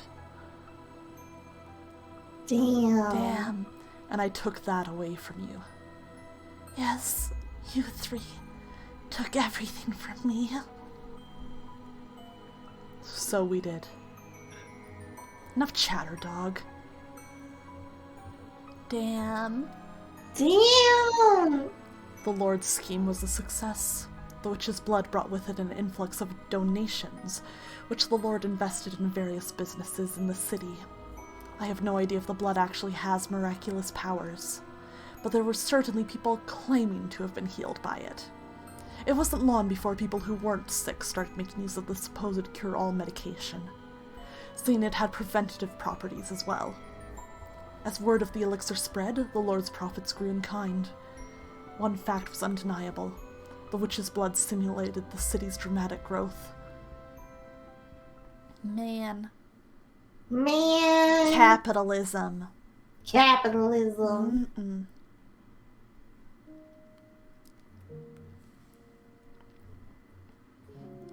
Yeah, what do you say to that? That's everything. Appalling, is it not? What do you think, chat? What do you think of what the swordsman did and his reasons for it? I'm curious. Oh, thank you for the thirsty Freyja. Of course, he did so well. Yo, could I sell my blood for money too? Yeah. Let me in on this action. All right, Snom, go for it. New business venture. Do it.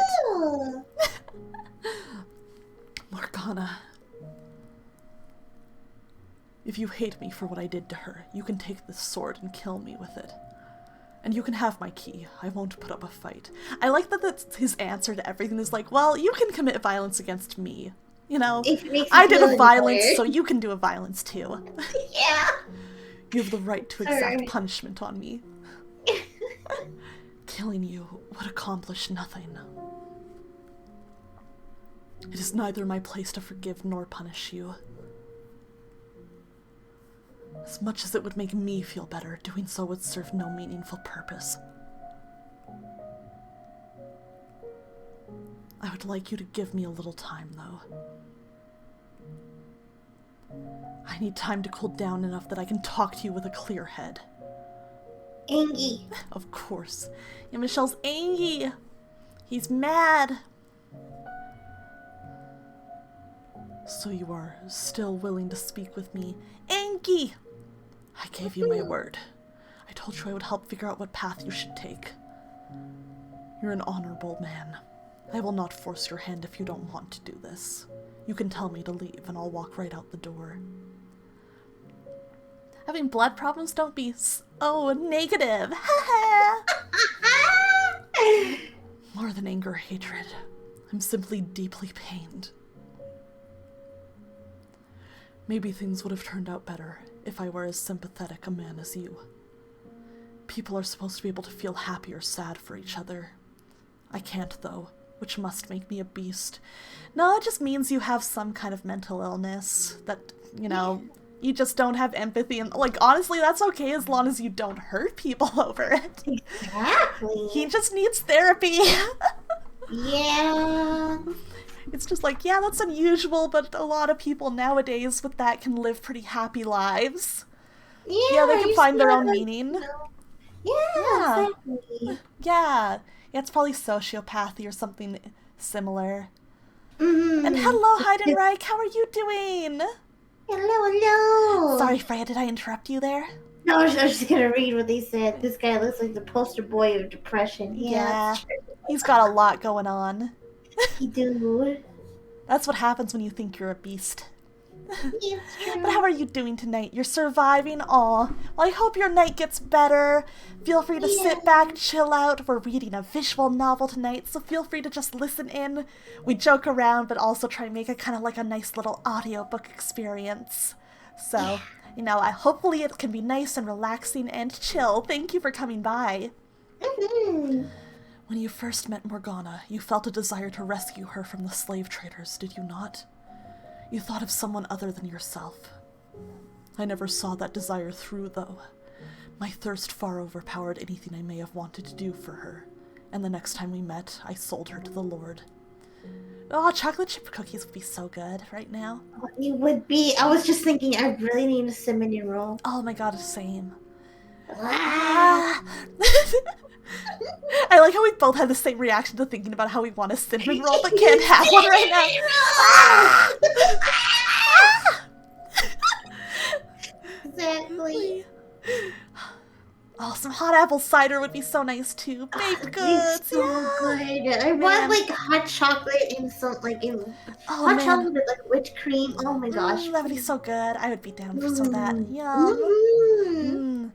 There's a part of me that's tempted to make some after stream. I think I will too. As I said before, there's no room for interpretation in the things I have done. Whatever I might have wanted to do at one point, it's all meaningless now. Regardless, anything I do for someone else is ultimately for my own benefit. Because it's what I need.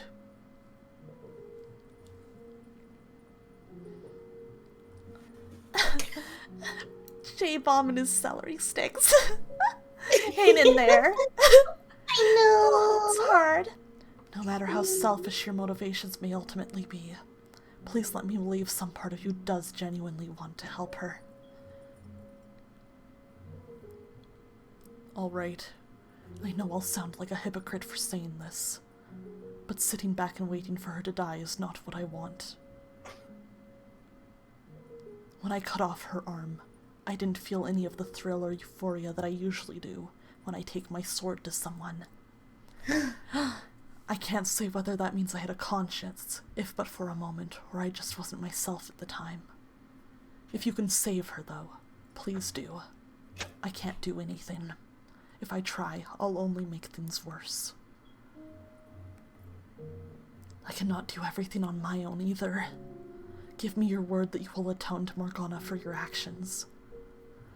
While I doubt making reparations will clear me of my crimes, if that is what you want me to do, that is what I will do.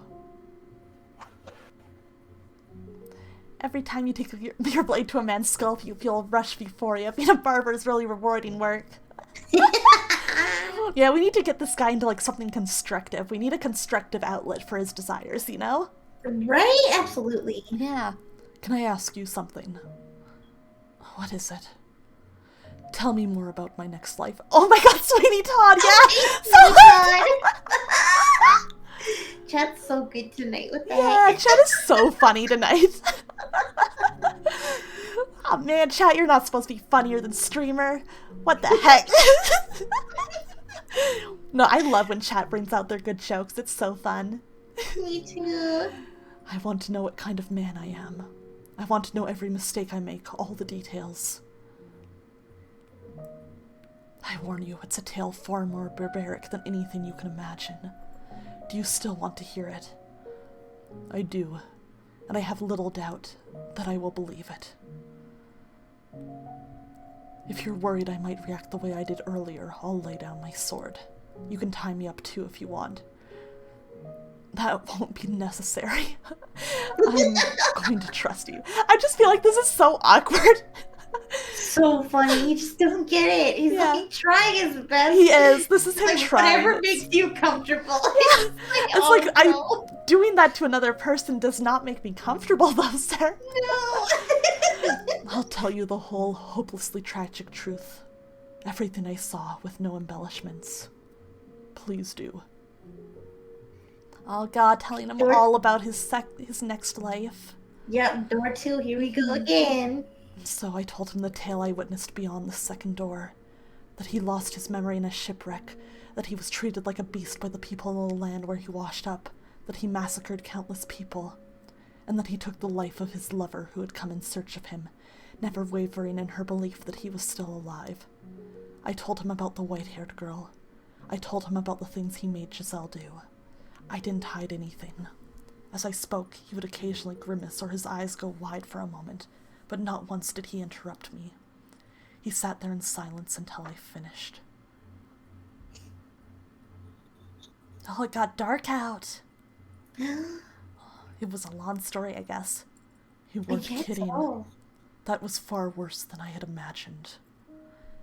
Yeah, remember when he, like, made Giselle, like, cook people for him? That was fucked up. Oh god, yeah, that was fucked up. Yeah. Jesus Christ. Poor Giselle. It is the truth, though. You become the target of Morgana's loathing, and you are led back to this mansion. That is what lies in your future. As difficult as it may be to comprehend, that person is you. The man who does all those things hundreds of years from now is you. I really am a beast. A horrendously precarious creature. As I interpret it, when you lost your memory, you also lost everything you used to suppress your nature. You lost the foundation you had built, and as a result you were no longer able to maintain that balance. Would that mean that what I am now is, comparatively speaking, human? No, I'm no different now. I have no more control over myself when I'm killing people than the man you described. You've seen me do reprehensible things, and in spite of that you were never condescending or insulting, never acted disgusting or afraid of me. Are all angels as compassionate as you? I am not an angel. I was simply biting my tongue. It's called being polite. Oh, tell you, old man. Yeah, it's called being polite. Are you afraid of me then? I am not afraid of you, no. What are you then? I don't understand. I am of the belief that now is not the appropriate time for me to allow my personal feelings to influence my actions. My task is to save Morgana. If I'm to be honest with you for a moment, I despise the man you are in the future, but I'm also equally frustrated at myself. Aw. You're right, the things you did were inexcusable. You murdered innocents. You killed the woman who came searching for you. But on a personal level, what angers me the most is that you put blood on the hands of the woman I love. I love Michelle! He loves Giselle so much. So much. Love her all the time. Everything is for her. Yeah. I know very well to you. It's something that you haven't done yet, but it was still your soul. It's like, how dare you make my girlfriend chop and cook people up? How dare you? How dare you? How dare you? Forgiven. It doesn't matter that my girlfriend was a weird immortal zombie witch. Yeah. It's got a lot of forehead, yeah. I honestly feel like a lot of the characters in this game do. It's kind of funny. Yeah. Like look at the swordsman. He's got a he's got a lot going on up there. He does. Kissable? I mean, maybe.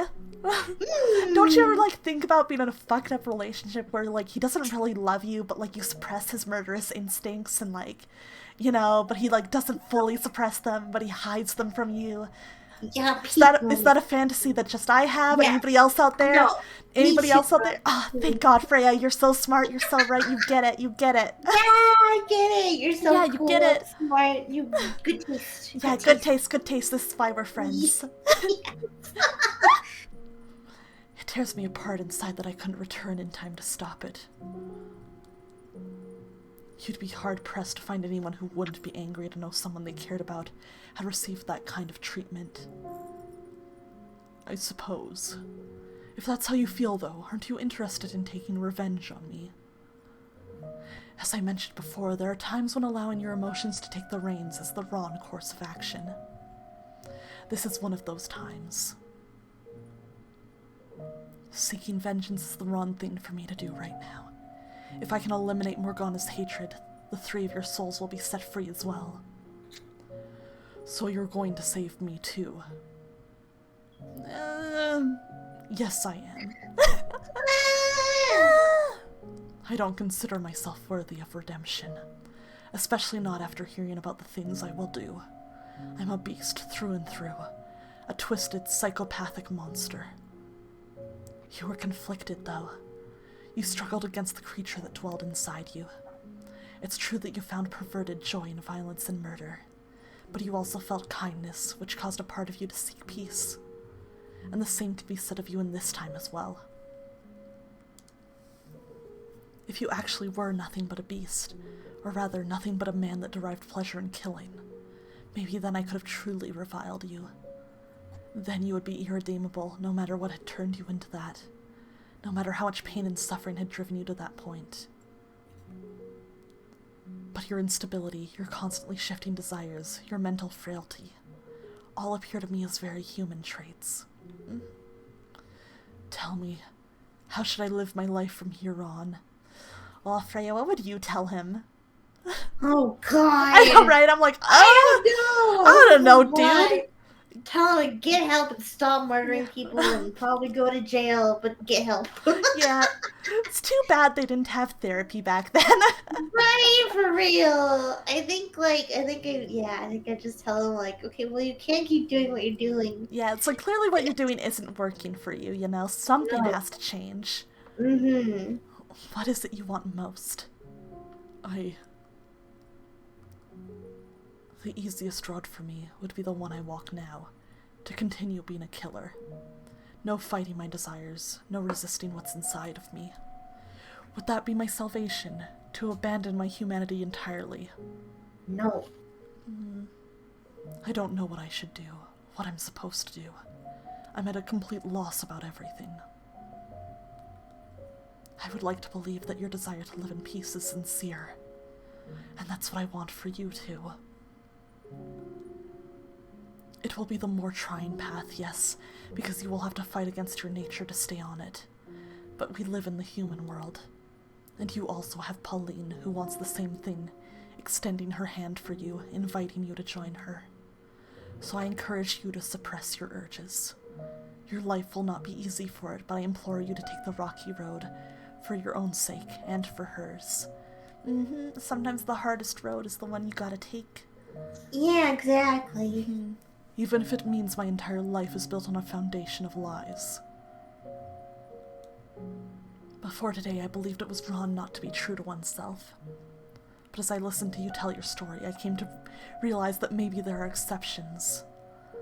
Pauline totally won't leave you in the 90s to get kidnapped by a giant barrel-chucking gorilla. Pauline, no! No! I also just like how Michelle's like, maybe not everyone should be themselves. Some things you can, and possibly should, keep locked inside you, where they can't hurt anyone else. Like, it's fair when the being yourself is being a killer, but it is a funny thing to say. Right? However, I also think you have a tendency to try and act too perfect around her, both in this life and the next. You cover up so much of yourself that you become an entirely different person. You can be your conflicted, imperfect self around her. The man you are right now, lost and trying to find his way. Aw, like, that's kind of romantic in itself, isn't it? Yeah, right? It's like, I don't know, even if the relationship isn't necessarily, like, romantic love, I don't know, I still think, like, in a way, this is some sort of love. Yeah, absolutely. Like, you have people who just don't feel love, and it's like, I'm sorry, like, I can't do anything about it, but I know that I enjoy being around you, Yeah, and, like, being around you and your safety is important to me, and it's like, how's that all that much different? Exactly. Because in a way, some of those things matter more to me than the physical reactions, you know? Absolutely. So I just think it's an interesting question. Yeah. I have little doubt she will accept that man. What you need most is restraint. I see. So tell me, do you think my future can be changed? I don't know for certain, so all I can do is speculate. But as you share the same soul, I expect any changes you make now will be reflected in your future incarnation. Yeah. I have my work cut out for me then. Pauline, she believed in me. She put her faith in a beast and went out in search of him. I cannot allow myself to be the kind of monster that would murder a woman like her. I have to change. I will change the future. You can do it. When my life here comes to an end, I vow to make my next one better. Thank you for listening to me, and for giving me guidance. I can't say I'm particularly suited for the job. Knowing that my words are going to influence the direction of another's life is an unimaginable amount of pressure. I don't know, I'd say you pulled it off well enough. If you ever decide to quit being an angel, you'd make a damned convincing missionary. I like the idea of quitting being an angel. Yeah, right? I have no interest in being a missionary, and as I've told you, I'm not an angel. How many times do I have to tell you? That's too bad. I'd join the Church of Michelle. Just Michelle's face. So good.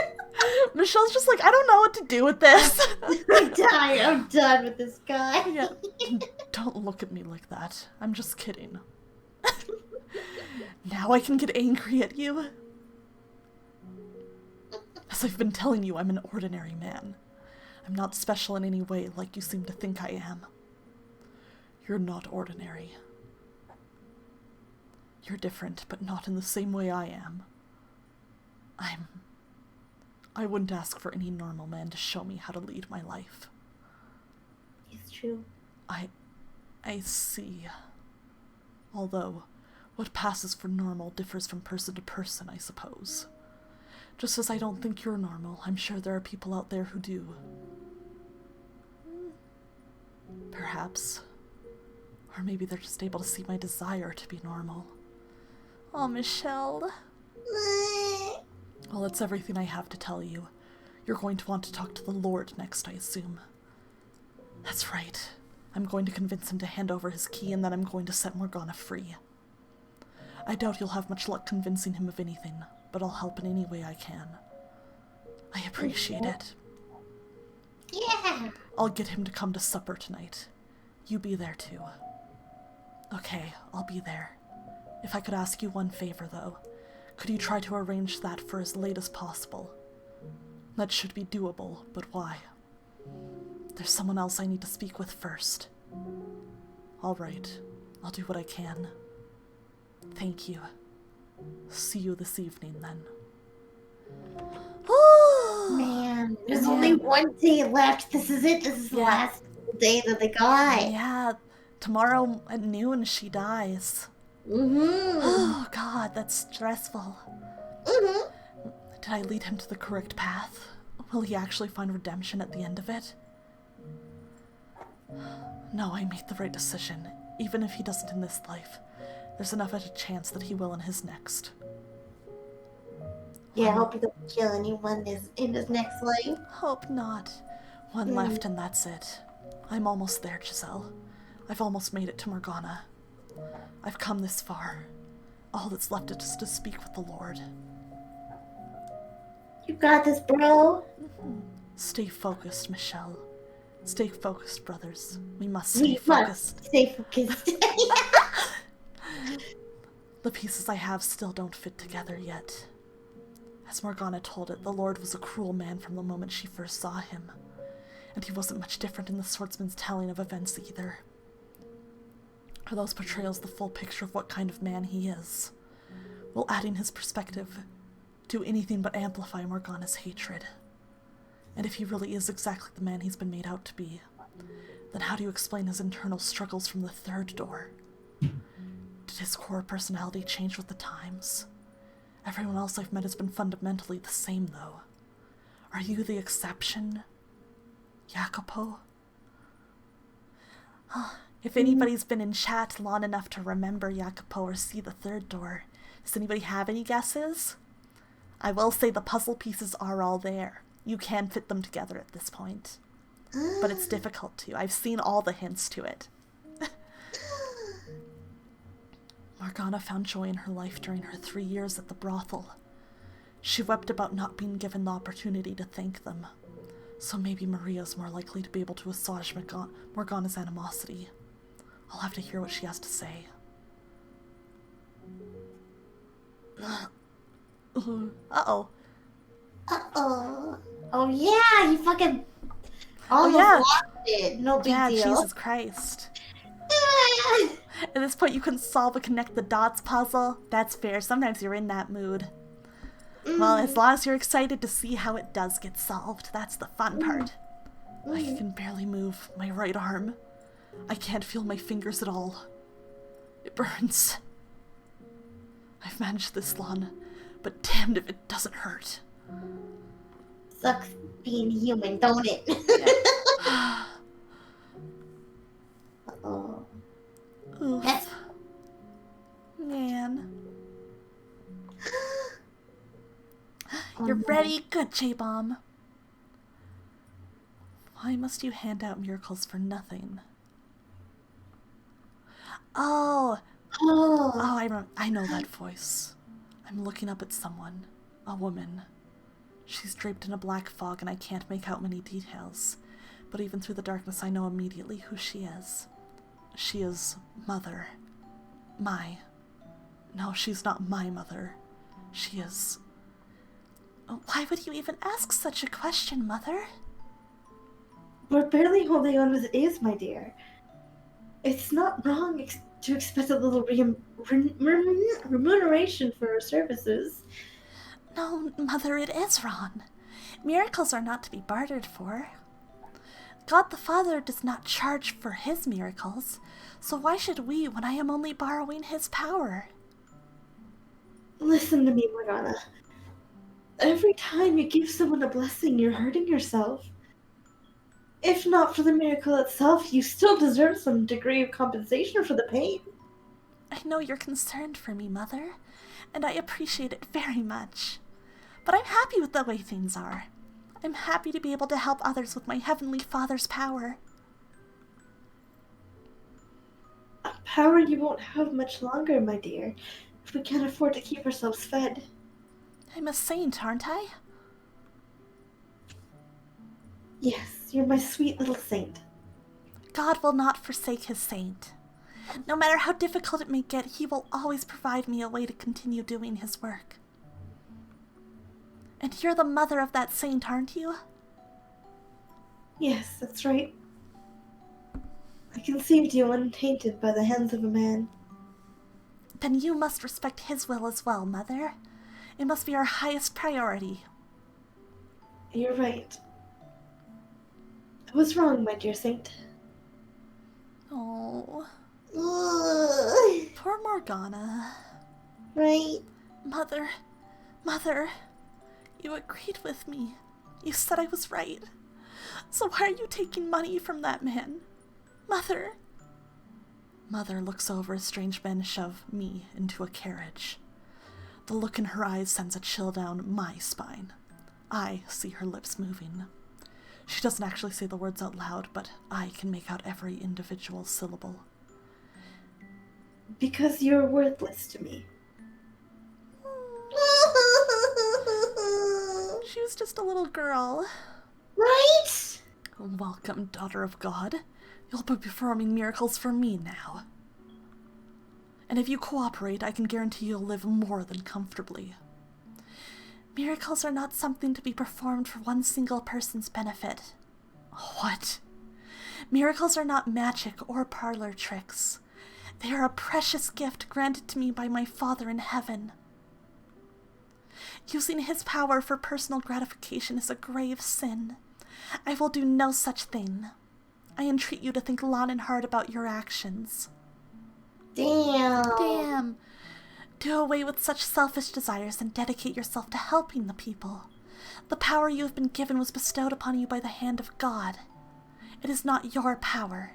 He is merely allowing you to make use of it for a short time. Pride is a sin. Please consider how you conduct yourself. Called out. Ooh! Oh, he don't like that. You're an ignorant, insolent child, aren't you? I bought you. You're my property. You have no right to an opinion. That is not my opinion.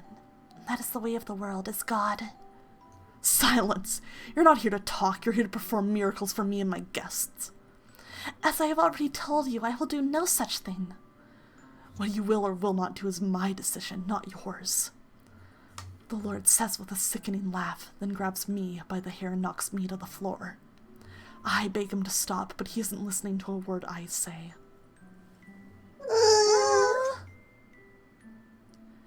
Cheers! A saint's blood and good fortune to all. I stare vaguely out at the crowd, gathered for the Lord's blood feast. Every time he has guests, he throws another party, and every time he slices another part of my arms or legs open. It isn't long before they're an unsightly web of crisscrossing scars. Oof. Oof. The Lord sometimes has trouble deciding where to cut, but not out of any sense of sympathy for me. He simply thinks drawing blood from an untouched area of my body will make it more effective. The Lord strips me bare. Perhaps I'll use your stomach today, Saint. I should be able to get some nice pure blood from there.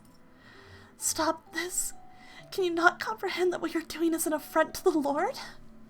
I'm free to do what I wish with my property. Saint or not, you are no different than any of my slaves. The Lord is greatly displeased with your actions. Then use your miracle powers to deliver divine punishment to me.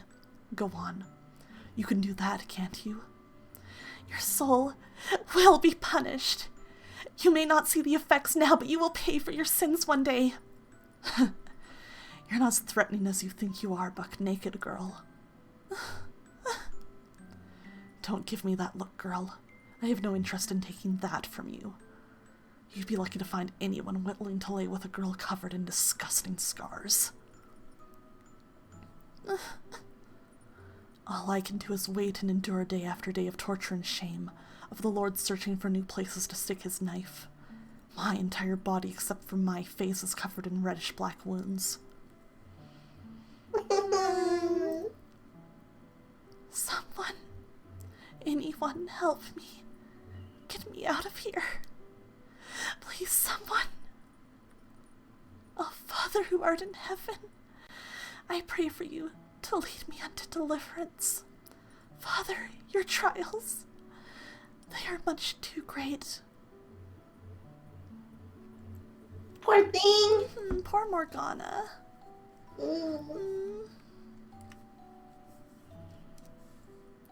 Got out to lunch, please leave voicemail. Oh no. Oh no! The time she needed it most, she's out to lunch. No! I hate that. Man. Morgana, at least list when your lunch is on your website or something, you know? Yeah. That was much clearer than the first time I saw it. Everything she felt, her struggle, her sincerity, her pain, and her voice. It felt almost as though I was the one going through it all. The Lord. I can understand why Morgana would bear such a powerful grudge against him. You can't keep the big guy away from Kebab Mondays. Probably a sandwich on holy wheat. God, holy wheat! Considering everything he did to her, why would he do that, though? Is there some reason, some explanation for his actions? Ugh. I'm thoroughly exhausted, like I've just spent the last several months having my blood drained again and again. My limbs feel like they have boulders tied to them. Just trying to get to my feet makes me dizzy. Ugh, so cold. She's probably waiting for me by now. I should get going. I have to do this. Move, damn it. Oh, Michelle. Fighting against my body's attempts to succumb to gravity with every step through sheer force of will. I make my way to the courtyard. Man. Oh, there you are. Thank God you came. Maria! I love her. Sneaking into church grounds is a bit unnerving, so if you... Are you alright? No. You look like you just came back from the dead. I'm fine. Thank you for coming. Now to continue our conversation from yesterday. Whoa, slow down. Who do you think you're convincing? You look about as fine as a fucking corpse. Michelle just like slowly dragging his way out with his whole ass injured arm and being like, yeah, it's fine. It's fine. What are you talking about? If you're not feeling well, we can always do this some other time. And whoa, what happened to your hand? It's a minor injury. Just but a flesh wound. Nothing of any significance. Seriously, who do you think you're convincing, man? I can get around just fine without a few fingers. You gotta take yourself into consideration, too. You can only run on raw determination for so long. And imagine how it makes me feel for a second. You asking to talk and showing up looking like that. Yeah, that would freak most people out. If you want to get anything done, you gotta take care of yourself first. Head on back to your room and rest. Let's do this some other day, okay? When you're feeling... I don't have that kind of time. Noon tomorrow. That's my deadline. I have to take care of everything before then. I know damn well what condition I'm in, but that doesn't change what I need to do. If I don't, I can't save Morgana. I can't get Giselle back.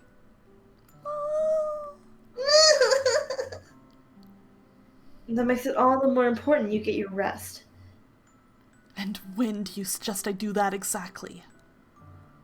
Honestly, I don't get why you're in such a damn tizzy.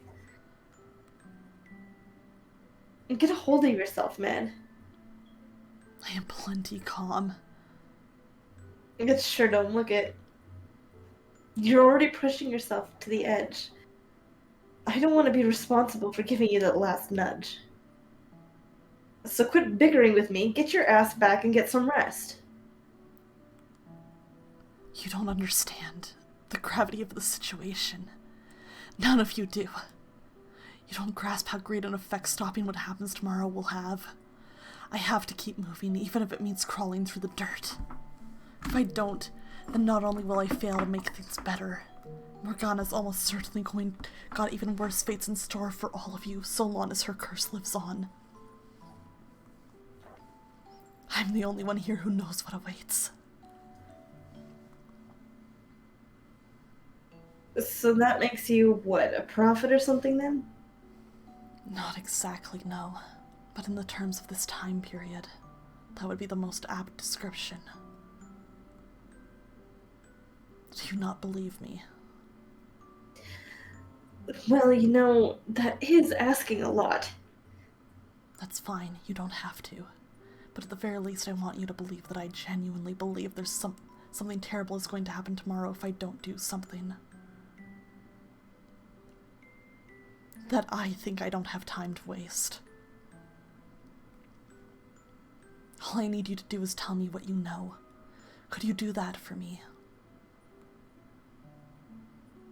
Assuming you actually are a prophet or whatever, why don't you just, get the hell out of town? Say, fuck it, this is too much, and vanish into the night. No one's gonna blame you if you do. Hell, is anyone even gonna notice you did anything if you do succeed? I'm not in this for attention or praise. I cannot sit idly by knowing what I know, seeing what has happened and what will. Knowing what Morgana went through, what she felt. I can't abandon her, not anymore. I can't let my knowledge go to waste. While it is true that the mansion will continue to be wrapped in darkness so long as Morgana's curse remains in effect, and nothing can be put to rest until I do something about that. That's not my sole motivation anymore. I sincerely want to help Morgana. Giselle, is this what you meant when you told me you wanted me to save her? Aww. You seem like the kind of fellow who's already fretting about something or other. You don't know how to take it easy, do you? He sure don't. Mm-mm. Though I guess in a way that's kind of why you can fight so hard, huh? Mm-hmm. Alright, you win. I'll talk. Thanks, Maria. Anything you want to know, I'll tell you. Thank you very much. But you sit your butt down first. Okay.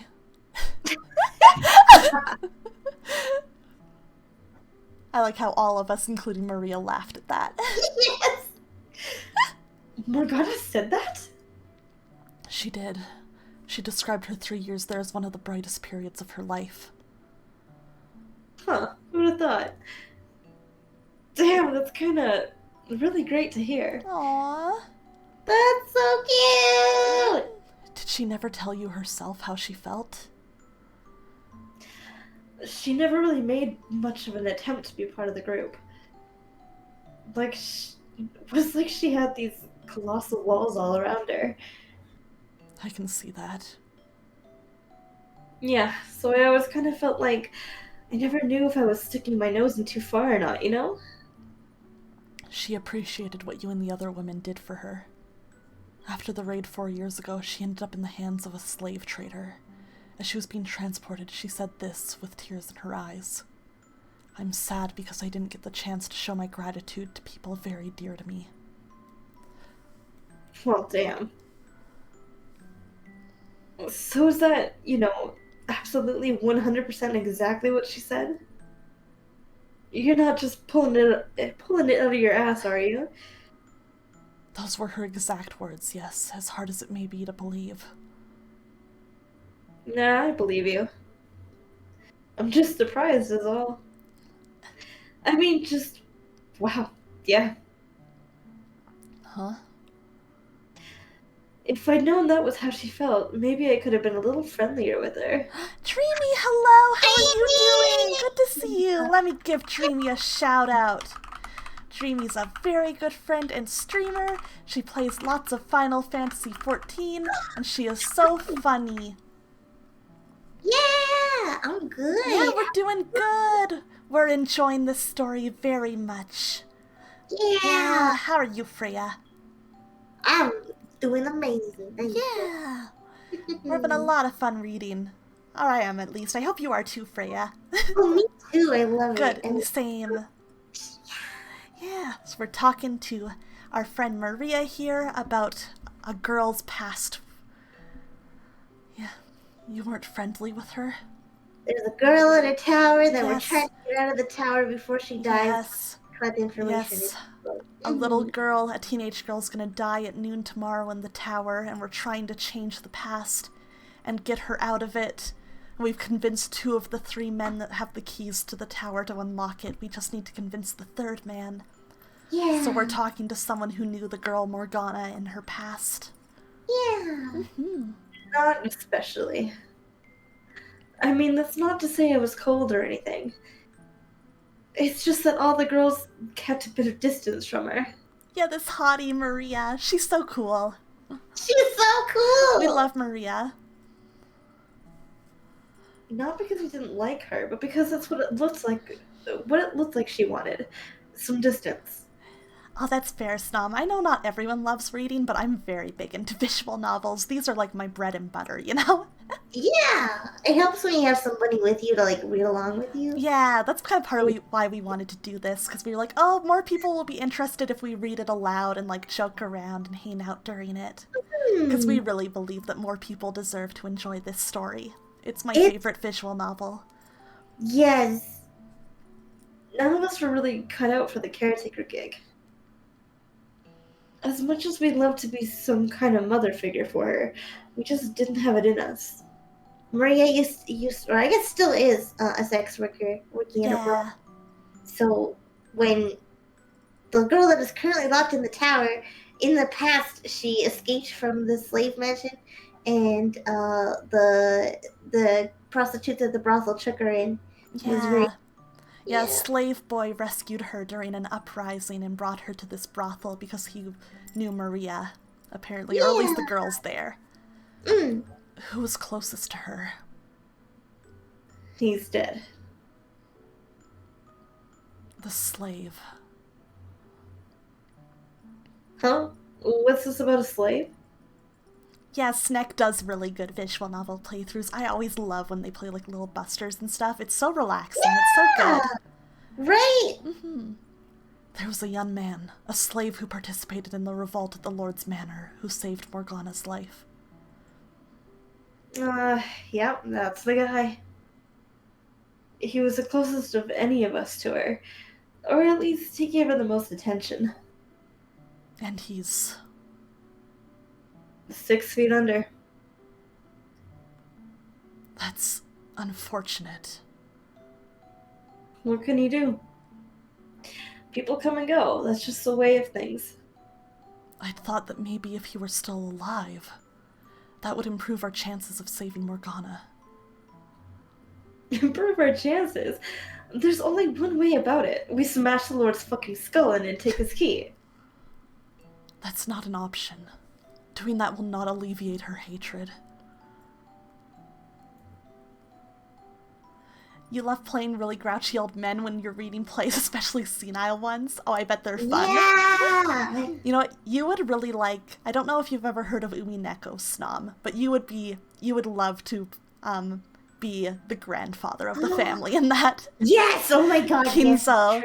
Yes, You could be yeah. Beatrice. Oh, Beatrice. Oh, Beatrice. Oh my God, old man. Would you be willing to accompany us when we go into the observation tower? Huh? Me? Why? I want you to be there to say something to her. I'll say whatever you want me to say once you've gotten her out of the tower. Don't you think being able to hear the voice of someone she cares for when she's finally set free would do more to pull her out of the darkness than anything else? That's all the more reason it can't be me. Why not? Like I've been saying, I was never that tight with her. I kept my distance. Aw. I can't do anything, not with the reasons you've given me for why she's so full of hatred. Yeah, we also need to alleviate Morgana's hatred, because basically in the future, if we don't, she'll turn into a witch and curse everyone in their future lives and keep dragging them back to this cursed manor to suffer for eternity. I have no other options, though. Yeah, people say tight here. You know, actually, well, I doubt this will do much in the way of getting rid of her grudge. There is something I was supposed to give her, but never got the chance. Oh? And it's nothing special, just a rinky-dink little necklace. But if you get the chance, would you mind giving it to her? If anyone, that should come from you. This 1800s drama is hella lit, fam. Oh, this is even earlier than the 1800s. This is like the 900s at the, like, latest. So, it's not from me. It was supposed to be from the slave. One chapter did take place in the 1800s, though. We had one, like, in Shakespeare's era. We had one in the 1800s. It, like, spans 1,000 years. So just around the time Snow's mom was born. Bro! Sheesh! He got it for her as a birthday present, but that was the day the brothel got raided. So yeah, that's the story. Make sure she gets it, would you? Okay, I will. Thanks, man. Well, but now that that's out of the way, I should split. Best of... There you are. Hoomst. Oh, Nelly! You weren't in your room. I was worried sick. What are you two doing here? You are going to talk to the Lord tonight, right? So... There's a chance you might be able to set the Saintess free. No way am I going to miss that. What? That's why you're here. That... and just say goodbye. I want for them to make reparations as soon as the girl's released. Oh. I was about to throw you in the mine with the other child workers, damn! Do you feel the same way, Nelly? If Mel tells me he wants to, then I won't stop him. But he was threatened, so if it's possible, I don't think there's any need for him to rush to be punished. I don't want to lose my brother. Surely there are other ways he can atone. That's reasonable. I do feel guilty about what he was put through. It's not your fault what he did. Aw, they're all good girls. Anyway, I'm really, really anxious about tonight, but I'm sure it'll all turn out fine. You'll make it work, won't you, dearest Michelle? I'll do my best. Oh, come on! You've got to act more confident. Take care of my Mel for me, too. He's very fragile, so handle him with care. Oh, Nelly, like a big old box of china. Is he really that fragile? He kinda is. Yeah. As for me, if he looks like he's going to do anything he shouldn't, would you stop him for me? I wish I could be there to do it myself, but, well... He insists only the people directly involved should be there, and I want to respect that. I was never going to allow anyone to get hurt anyway. That's good, thank you. He and the Lord may have caused the girl a great deal of pain, but I still don't want to... But I still don't want anyone to get hurt. Aw, Pauline.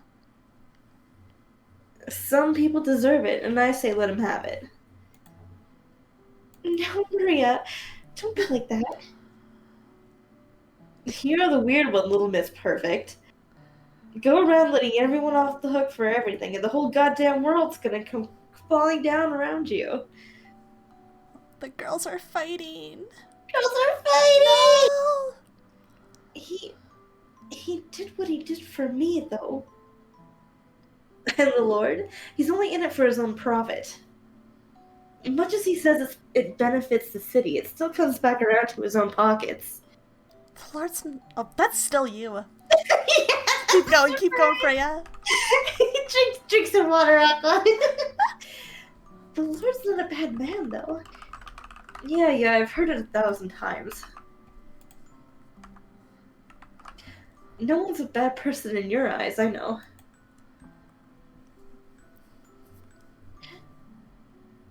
Now, can we please try to keep things civil? Yeah, the nun's a good girl. We love her.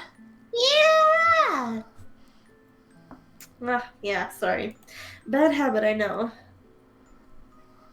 I talk a lot of rot, but I don't really mean half of it. I do think he's much better than the old Lord, though. Hold on a second. What did you just say? He's better than the old... When did the current Lord take his place? 4 years ago? What? Morgana was 9 years old when she was at the Lord's Manor. 7 years ago. Maria, were you ever at the Lord's Manor any time 7 years ago? No, I was never hired by anyone there. Then when? She didn't have any interaction with the Lord 7 years ago. Now it all makes sense. How did I not consider the possibility sooner? I know what kind of man he is, and I know the people he had around him.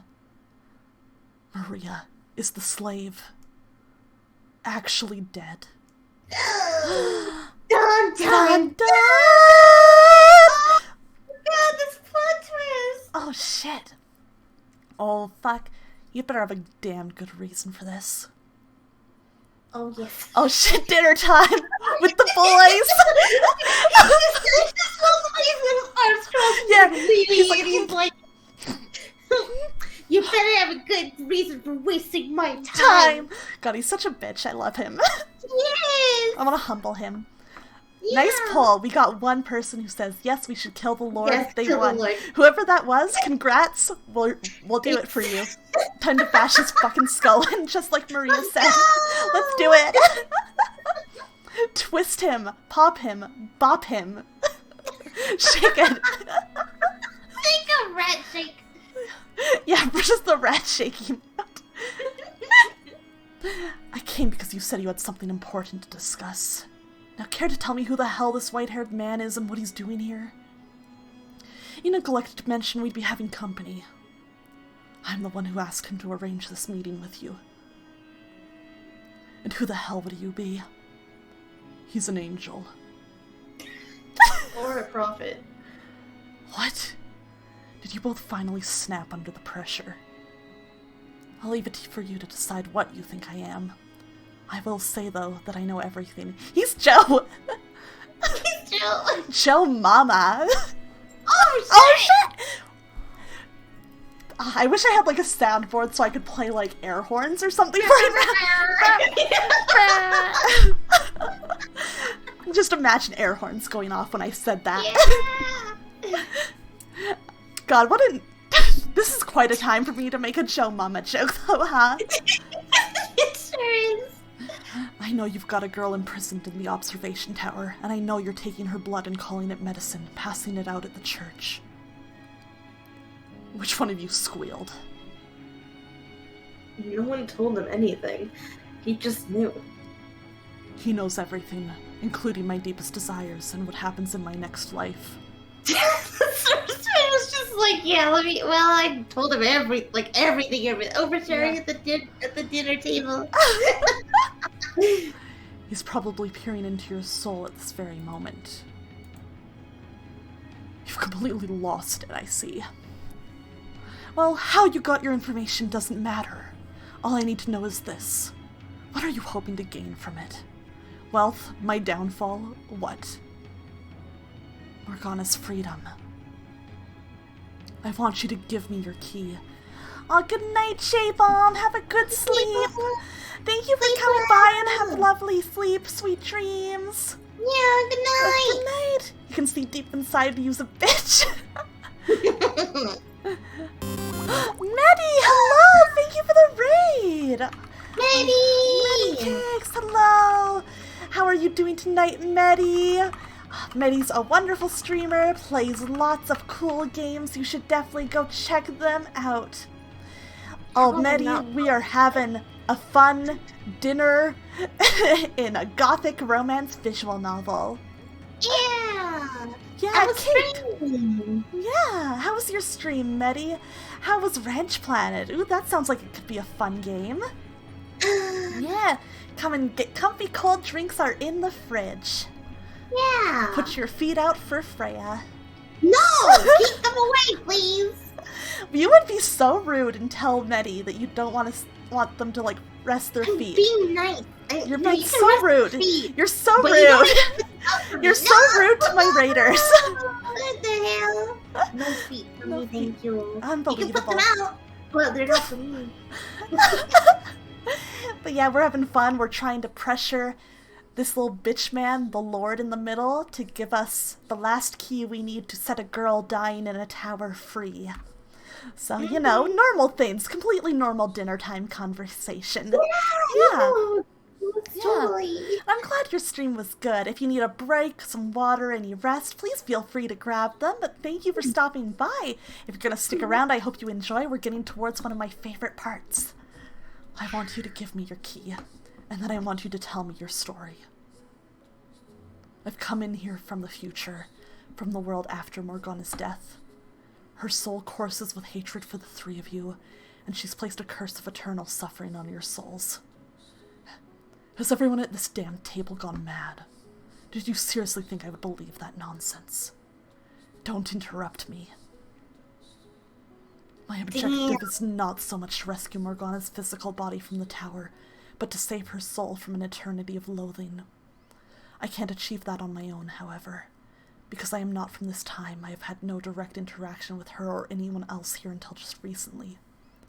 In order to make her have a change of heart, I need to gather the truth from people who are from this time. And I suspect that you hold the last piece of the puzzle. The biggest piece. That you have a far deeper connection with Morgana than anyone else here.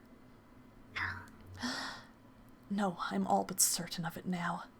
Your perspective is crucial to accomplishing my goal. Tell me your whole story, please.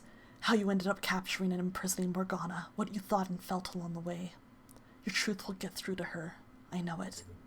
That will be the turning point in all this. Her curse will be no more, and you will all be returned to the paths you were meant to walk.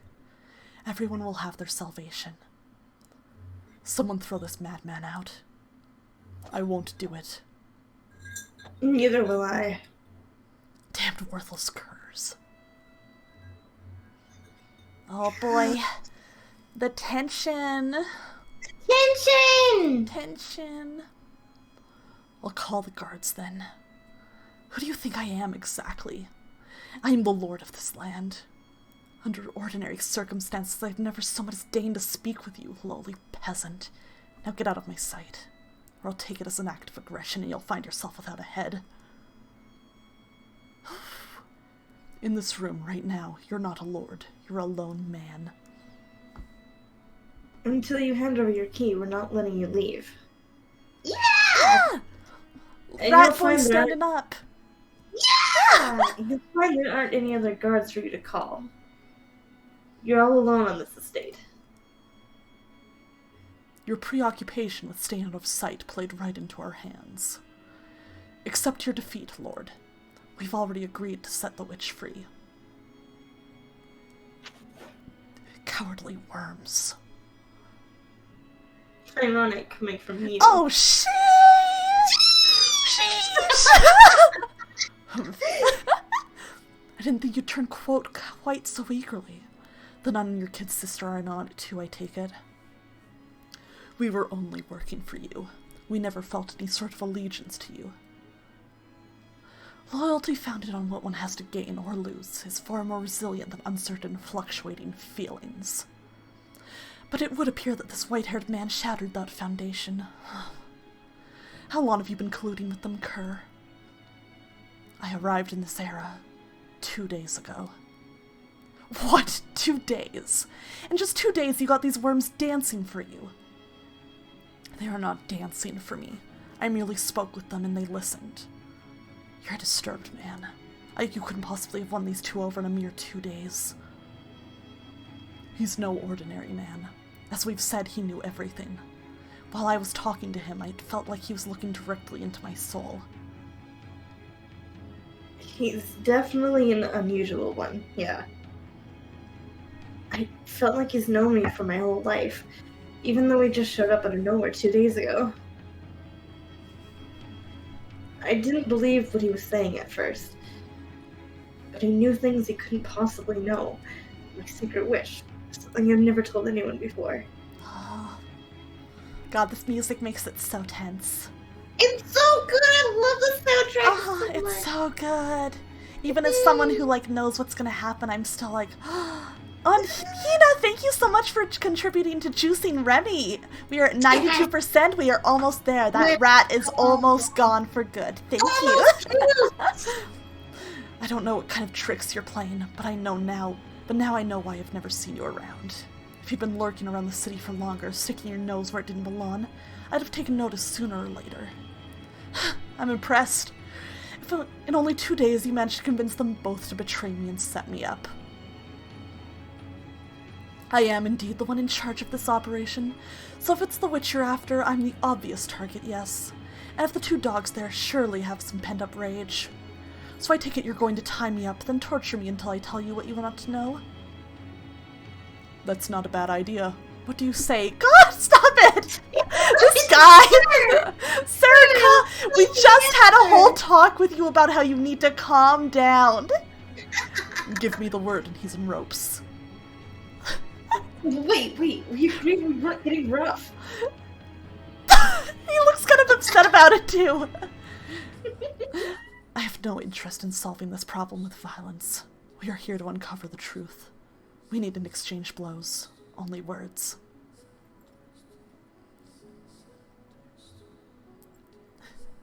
Anyway, if we were going to beat it out of him, we would have done so as soon as he walked through the door.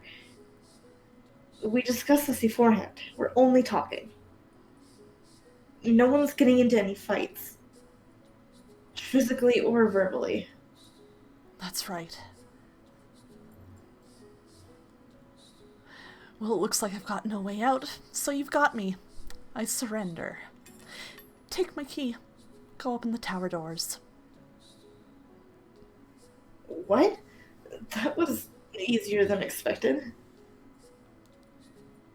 Your key is not important right now.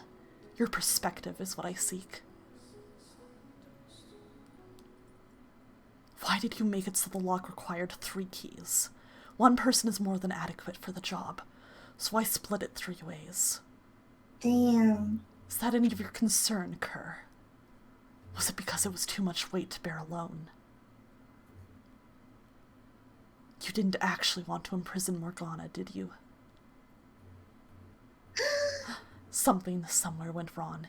You backed yourself into a corner and couldn't escape. I'm done listening to you. Am I right or am I wrong, Lord?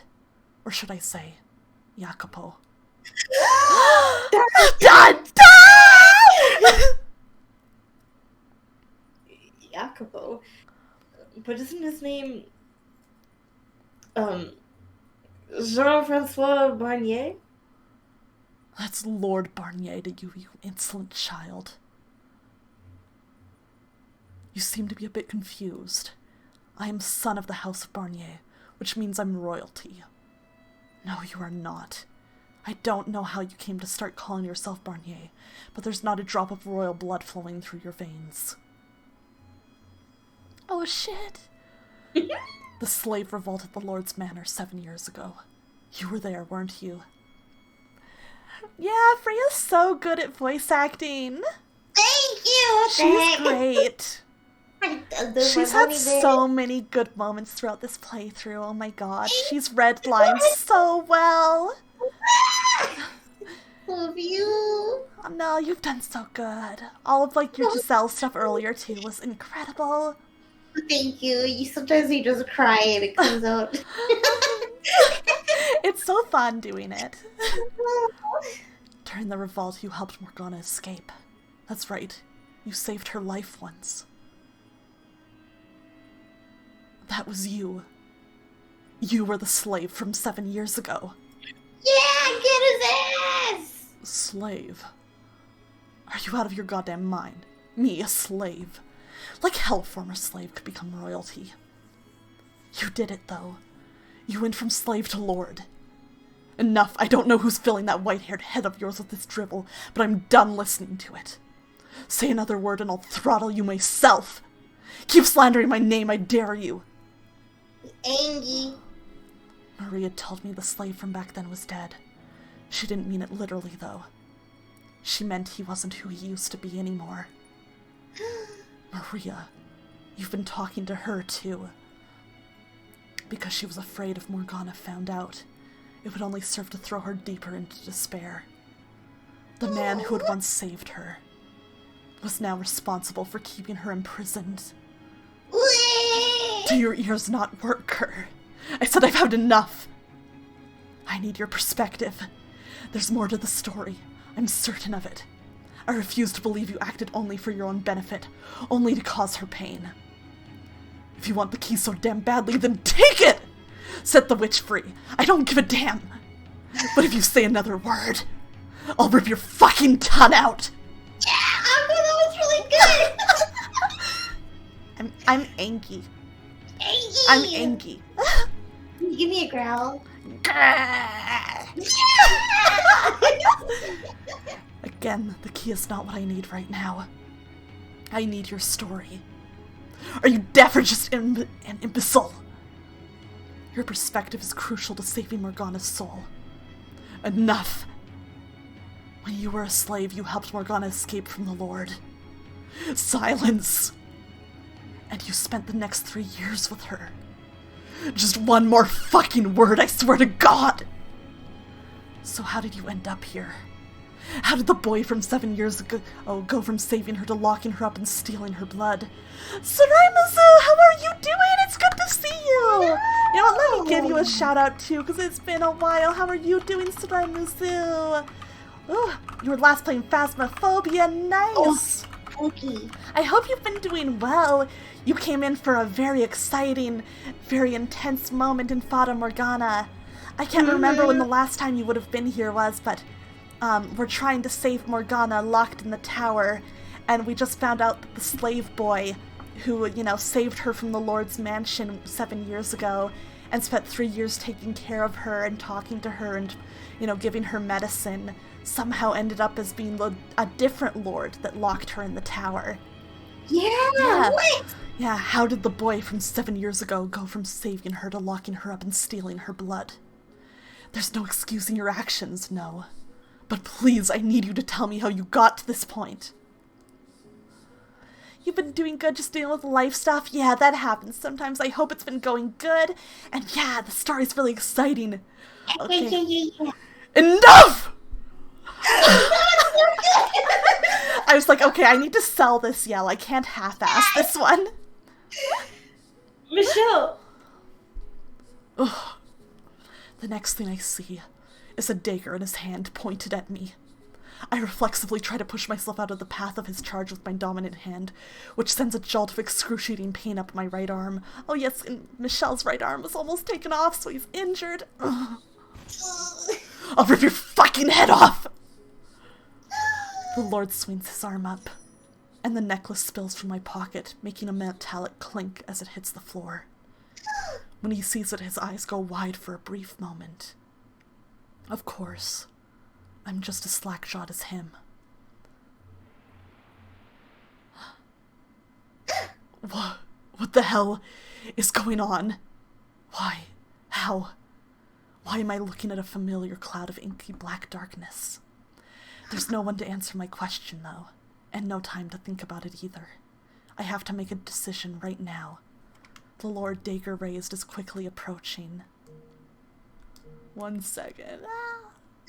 Save me! Where's the... I also want a proper save.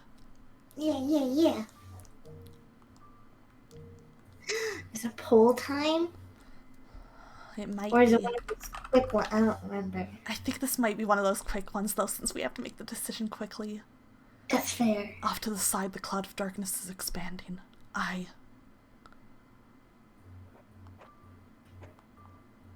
Let's Oh. see. It might not be timed. Because I'm like, okay. Okay, we're gonna do a quick poll. Yeah, On let's see. what should we do, chat? What should we do? I'll give it 3 minutes. Alright, everyone in chat.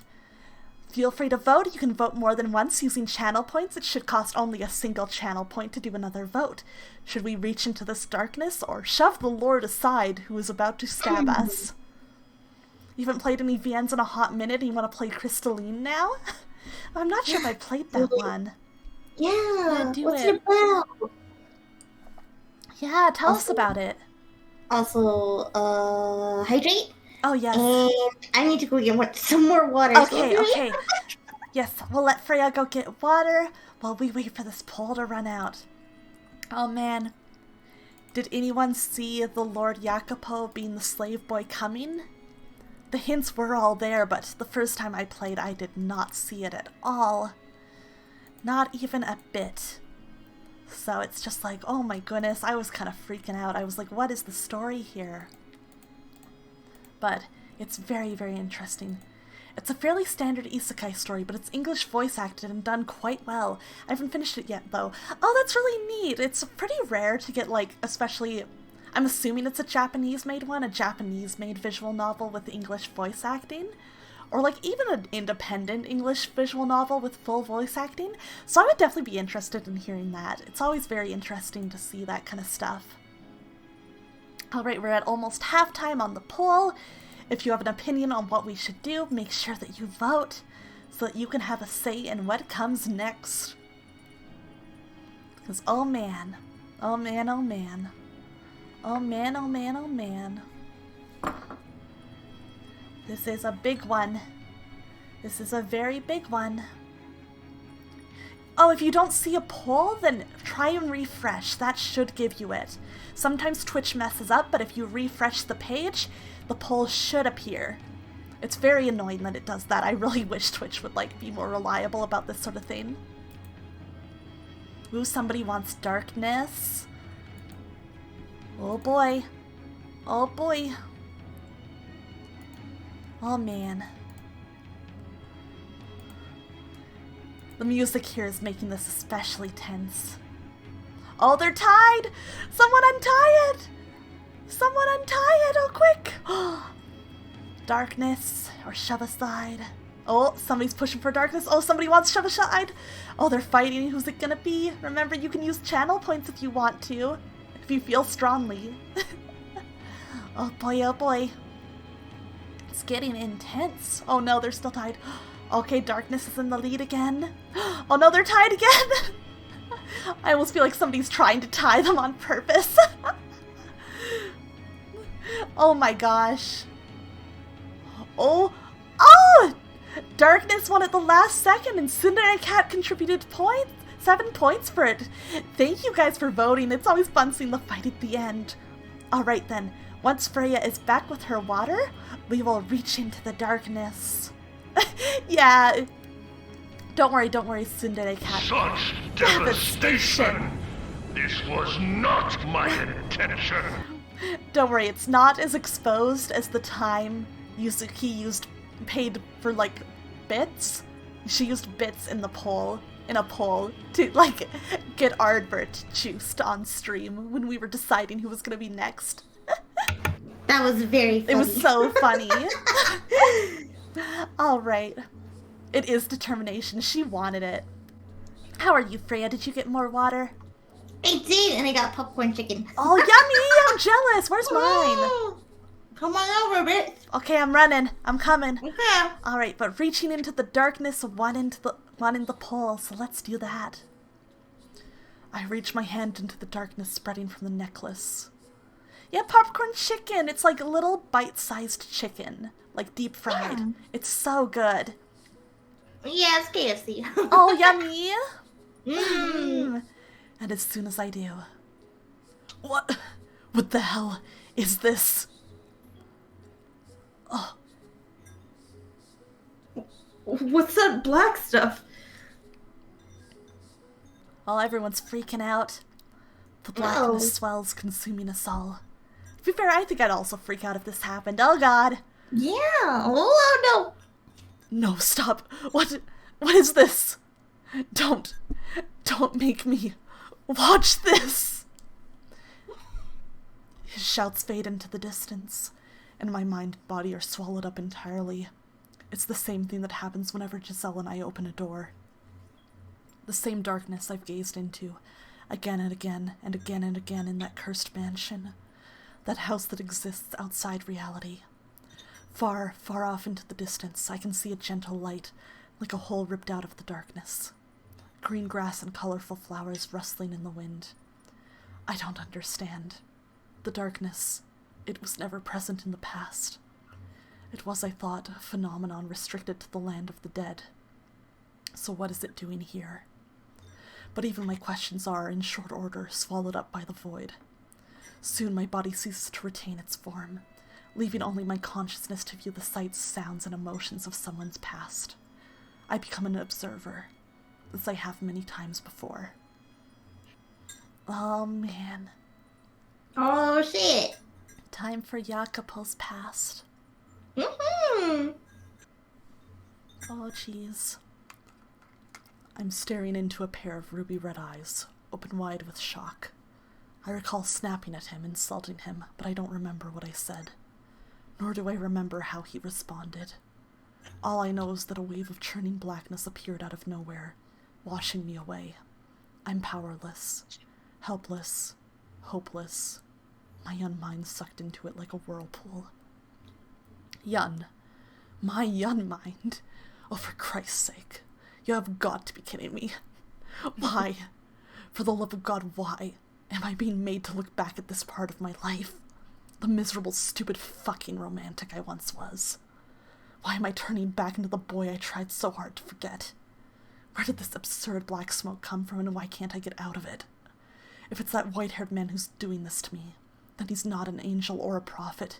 He's the goddamn devil himself. But all my questions, my confusion, my frustration, everything that composes my present, is superseded by that darkness, wisping away into nothing. Man. Oh boy.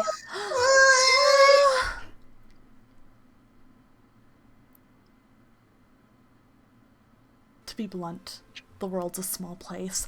Oh fuck, I forgot this plays one of my favorite tracks in the whole game. There's an unimaginable amount of it out there, but you only ever get to see a minuscule fraction of that. And that goes doubly so for us. Poor barely get a chance to see any of it at all. And those who are born into affluence, well, they have no idea just how small our world really is. I never yearned for the world outside what I knew. I more coveted it. A splash of spite mixed in. I wanted to claw my way up the mountain, knock all the bastards down who'd never seen what it was like at the bottom. If I made it high enough, I could do anything. I would have complete freedom. If that sounds like a childish fantasy to you, well, you'd be right. That's exactly what it was. There you are. You spend so much time in the graveyard that one of these days, someone's gonna think you're a gravekeeper, maybe a grave robber. I can understand a gravekeeper, but I take offense at the suggestion that I look like a grave robber. I'm praying for the souls who have no one left to see them off. The girl, named Morgana, turned around to face me. Though I'd known her for some time, I rarely looked in her in the eyes. Aw, thank you for the lurk, Suramusu. It was nice having you drop in. I hope you enjoy your lurk. It was good to see you again. Missed y'all too. Her face was almost always concealed beneath a dark hood, revealing only the tip of her nose and sometimes her lips. Honestly, I don't get it. Why do you care so much? These are souls that have no one else to pray for them. At best, they may get a bit of lip service from a priest once or twice. It's our responsibility to offer a helping hand to the sick and poor, to pray for the abandoned souls. What I don't get is why you need to pray for the dead at all. They're just bags of bones. I hope you enjoy an eternity in hell, blasphemer. Hey! That was uncalled for. I'm just joking, obviously. You take back black humor to a new level. Morgana gave me a curt shrug, then turned away. She never faced anyone head-on for very long, and she had a perfectly good reason for it. It wasn't because she disliked me or anything. I don't think, anyway. About 3 years earlier, something had happened that had caused large patches of flesh to fall off her face. Supposedly, she had looked fine before then, but I only knew her as she was at the time. The rest of her body was covered in wounds as well, but applying ointment to them has reduced the scarring significantly. Her face, though, showed no signs of recovering. A close friend of mine, a prostitute, said she thought it might be a psychological thing, but regardless, I continued applying the ointment to Morgana's face. Hey, come on, don't turn away from me. I know you can hear me. I brought ointment, so let me put it on you. It's a waste of time. You don't know that. Your arms look much better than before. It won't be long before your face starts healing too. The ointment isn't free. You're wasting your money. It's my money. I can use it however I please, so just shut up and let me do this. You're a very obnoxious man, you know. What was that? You want me to rub it in real hard, huh? What a brat. He's such a brat. Fine. Mm-hmm. With a forlorn graveyard as their backdrop, a young man applied salve to a girl's raw, exposed flesh. It was quite possibly the least romantic sight in the world. I would have, at the very least, preferred a somewhat more pleasant location. As the thought fluttered through my mind, I let out a defeated laugh, and I could soon feel her glaring at me. Morgana could be a bit standoffish, but honestly, I didn't mind. For her, this was actually quite sociable, in fact. When I first met her, she didn't act her age at all, but now she was starting to show signs of the 12-year-old girl hidden inside. 3 years prior, when I met Morgana, she had been the victim of unspeakable abuse at the hands of the Lord. I didn't know why he had done those things to her, and I didn't ask either, because I knew doing so would only reopen old wounds. All I knew was that the Lord was so far gone as a human being as to brutally torture a 9-year-old girl. At the time, the only thing that ever seemed to come out of her mouth was the word of God. Everything she said or did was ostensibly for the benefit of others, but it felt to me more like she was acting out of some sense of duty rather than genuine concern. Honorable, but ultimately hollow. You can read her like a book. I much preferred this Morgana, even if she could be a bit jaded. What are you hoping to get out of repairing my face? I'm not trying to get anything, I just want you to heal up. And here I thought you were going to try and make me work at the brothel. How many times do I have to tell you I'm not going to make you be a prostitute? What other reason could you have had for wanting my face to get better? Because I want to see it. Isn't that enough? Aww. Just so we're clear, that wasn't me hitting on you, okay? The thought had never occurred to me. She fell quiet, sitting there motionless as I rubbed ointment into her face. Her skin beneath my thumb was rough and unpleasant to the touch, and honestly rather stomach-turning. It was hard to imagine her face would ever heal. What I'd said about wanting to see her face was true. But what I wanted more than anything was for her to be able to live a relatively normal life. I hope you're prepared to be let down if I ever do heal.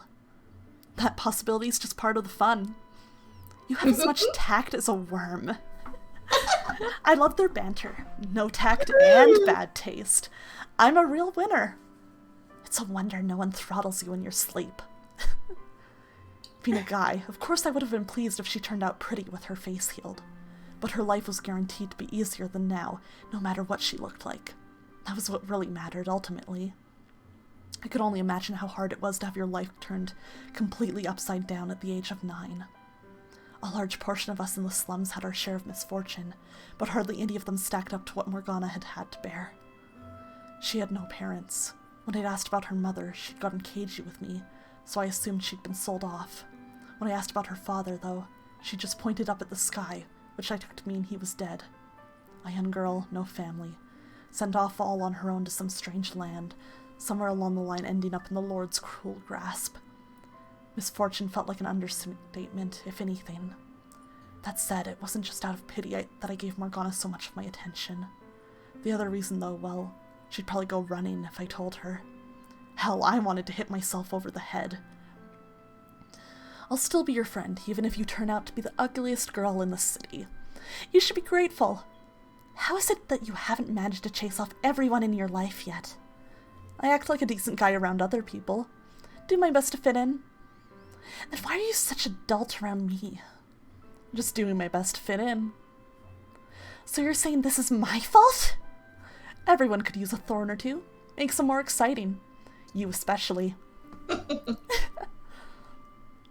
Okay, that should be everything. Does it stain anywhere? Not particularly, no. Alright. Oh, also, finish up here and get back to Maria soon. Unless you'd rather I drag you there. Why? Seriously? It's your damned birthday, that's why. Oh. And? What do you think, dimwit? She wants to celebrate! Get back there soon, okay? I'm planning to drop by too. Okay. Okay. She gave a sheepish nod, which was honestly kind of cute, but of course I couldn't say that. So I shrugged my shoulders, feigning exasperation, and then turned to leave. Once I might have offered to accompany her back to the brothel, but Morgana never seemed keen on the idea of walking anywhere with me. Maybe she was afraid of grown men after what happened to her at the Lord's Manor, or maybe she just didn't want me to be seen with someone who looked like her. So, hey, I thought you were leaving. One day, I'll show you the world. What the heck? I won't get my hopes up. Get your hopes up, damn it, I said with a soft chuckle, then I took my leave. I had every intention of making good on that promise, and I had more than enough reason to believe I could. Man. 3 years back, there was a slave revolt at the Lord's Manor. That's not quite accurate, though, because while I was partly responsible for inciting the riot, I wasn't actually a slave. The local lord was spoken of, in whispers, as the second coming of the great tyrant of old. The people were constantly grumbling about how he seemed to treat the land like his own personal playground, exploiting everything and everyone on it for his own amusement. When enough stress and resentment builds up in a contained space, all it takes is a little shove from the outside to burst. And that was our plan. Me and a number of other dissatisfied citizens gathered together to pop that bubble and give the Lord a good taste of how we felt about him. With the help of a slave trader, I infiltrated the Lord's Manor.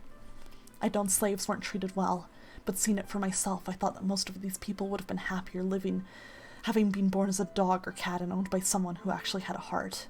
It was a revolting, flagrant injustice. Broadly speaking, there are two types of people who see injustice in the world. The first are those who have everything, who sit unchallenged at the top of the world, looking down on the less fortunate with pity. The second are those with nothing, who wish to overthrow the entire system, keeping them down. It should come as no surprise that I fell in the second camp. Once I was inside, I went around the manor telling all the slaves about our plan. Most of them had long since lost the will to fight, but with enough assurance that there were people on the outside, ready and waiting to help, glimmers of hope started to return to their eyes. Finding out they weren't alone, that they weren't helpless anymore, had an incredible effect on their morale. And once the slaves were convinced, the revolt began. It ended up being much larger in scale than I had imagined, and many lost their lives in the process, but the majority of them managed to escape. Naturally, the slaves couldn't stay in the city, so I directed them to people waiting outside who would take them to another city or a neighboring country. I had neither the money nor the power to guarantee them a good life on the outside, but that hardly mattered to them. Everyone was sure that wherever they ended up would be better than staying, and I prayed that would be the case. It was during the revolt that I saved Morgana. I would have sent her off somewhere else like all the other slaves, but she was in so dire a condition when I found her that she could hardly move on her own. She'd been sapped of all her willpower. So I brought her to the brothel where a friend of mine worked and asked her to take Morgana in. My companions and I reveled in the revolt's success. It wasn't enough of an accomplishment to have any real political implications, but we still felt like heroes. Drunk on victory, we started talking about going bigger, starting a full-on revolution. Once the elation passed, though, we realized there wasn't much more we could do. Even if we did manage to start a large enough uprising to kill the Lord, we were only peasants. Not only did we not know the first thing about ruling, the other counts would never acknowledge our authority anyway. We'd pretend to be in control until the next in line showed up, and that would be the end of that. So we just ended up sitting on our thumbs, no way to do anything about our discontent. Skip forward to about a month before Morgana's birthday. One day, a middle-aged woman approached me. I had never met her before, but she had wavy hair that reminded me a great deal of my own. Looking me straight in the eye, the woman said, I was once a maidservant for the Barnier estate. They've done their best to keep it secret, but I had a child with the previous lord. And that child is you. The revelation came completely out of the blue. According to her, I had royal blood, and if we could convince the lord of that, would become royalty. Furthermore, she, as my alleged mother, could return to her old life at the manor. The woman urged me to take action, to meet the lord, reveal my lineage and reclaim my rightful place at the Barnier house. I would no longer be a poor peasant living in the slums. I would have a comfortable life. I obviously wasn't going to agree on the spot. Her story was so blatantly dubious that I needed some time to think on it. If she was telling the truth, though, it could transform our revolution from a dream into a reality. We wouldn't be restricted to inciting inconsequential uprisings. I could seize power legitimately and make some actual change. So I asked the woman to give me some time to consider. Who's this? I think this is Maria. Oh! Have you decided what you're going to give her? That was the very first thing I heard when I stepped through the back door of the brothel. Maria, yeah, a short blonde-haired prostitute and a good friend of mine, flashed me a devilish smirk. I bought a necklace, as per your instruction. Suggestion, girls appreciate that sort of thing, don't they? Most do. Me, I've got a taste for knives and other such pointy things. Good for Maria. Right! I doubt she has much interest in those, though. Sometimes I wonder if you're actually a girl. Anyone could see that Maria and I were close, but our relationship was strictly platonic. Of course, given her line of work, it was unavoidable that people thought otherwise. And honestly, it irritated me every time someone suggested we were anything more than friends. People have this annoying, short-sighted tendency to assume that just because a guy and a girl are friendly, they must be intimate. It didn't matter that she was a girl. I only thought of her as a friend, and best as I could tell, that's all she thought of me as well. Maria and I first met when we were children. Even at that age, she was already a prostitute, myself a petty thief. We were both incredibly lucky to have survived to adulthood, with only ourselves to watch each other's backs. It's possible the only reason either of us maintained the willpower to survive this long was because we had each other to bitch about life to when things got bad. So, is today the day? Are you finally gonna tell her how you feel? Excuse me? Tell her how I what? Don't be coy. You know exactly what, and it's about time you manned up and told her. I think you've got a better chance than you think. Do I need to remind you how old she is? 12 as of today. Practically an adult. No. I know, this is the one thing I'm like, ew, and I'm like, wish this age difference wasn't a thing. Yeah. Wish they had wrote that differently. I was knee deep in dick at that age. Maria, no! Maria, save her! Yeah. You're comparing her to you? Like, I know it was a completely different era and completely different time where that sort of thing was normal, but by modern perspectives, it's still like, no. No, they weren't adults back then. No. The longer you hold off on saying something, the more difficult it becomes. Break away! Party's gonna be in the back, so there won't be any customers around to interfere. Alright. I chewed over what Maria had said as I watched her disappear down a brothel corridor. She wasn't wrong. She wasn't overanalyzing. I did indeed have special feelings for Morgana. Women seem to have this strange, somewhat terrifying ability to read people's minds, and Maria was a prime example of that. I had never once so much as suggested to anyone I might think anything of Morgana, but Maria had somehow managed to pick up on it almost immediately. Fortunately, she didn't seem particularly bothered by the fact, though if anyone else were to find out, I could only imagine the looks I would get. I mean, Morgana was 12 and I was 22. Yeah, I was like, I wish they had written this so that he was younger. Way younger. I right? feel like it would have made more sense, too, for his whole character if he was still at least a teenager, you know? Agree. That wasn't normal. I've never felt this way about anyone else that young, either. Any other girls Morgana's age just looked like another kid to me. So why was she any different? She was covered in scars, and every other time we met, she would tell me to go to hell, and she refused to walk anywhere with me, and no matter how much ice I broke, I could never seem to get all the way through. Yet still, the world felt like it was just a little bit better a place when I was with her.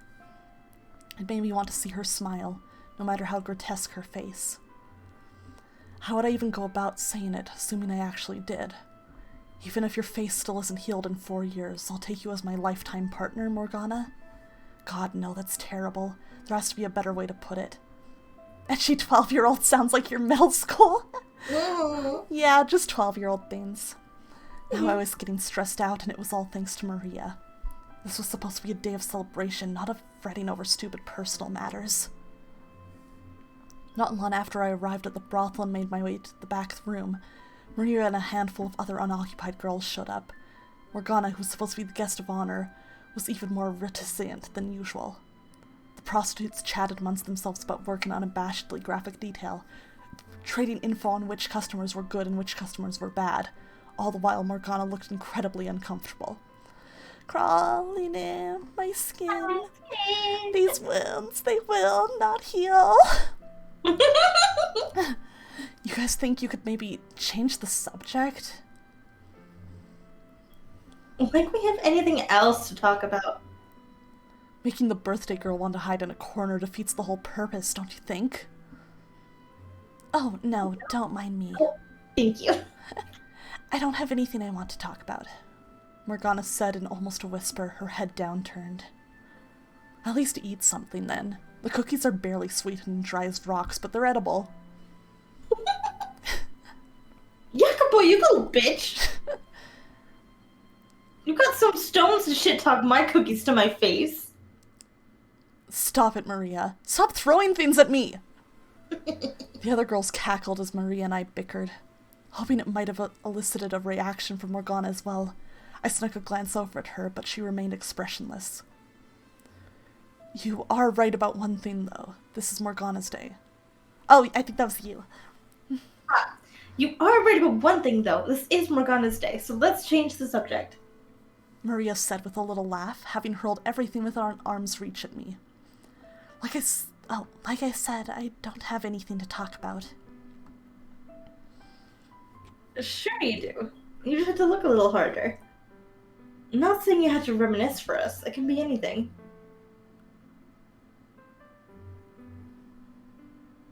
Let's see. Here's an idea. Are there any guys you got your eyes on? I spewed my tea all over the table. Oh There is. And then I started choking. no! Oh no! I think that's you. What? Seriously? Holy shit. Who is it? Tell me, who's the lucky guy? God. Everyone fell silent. Maria gave me a sympathetic look, and I knew exactly what she wanted to say. Sorry, Katie, you ain't got nothing on God. Asshole. If you're gonna dream big, right? Yeah, I get where you're coming from. Pining after the all-powerful, all-knowing God. I'm with you.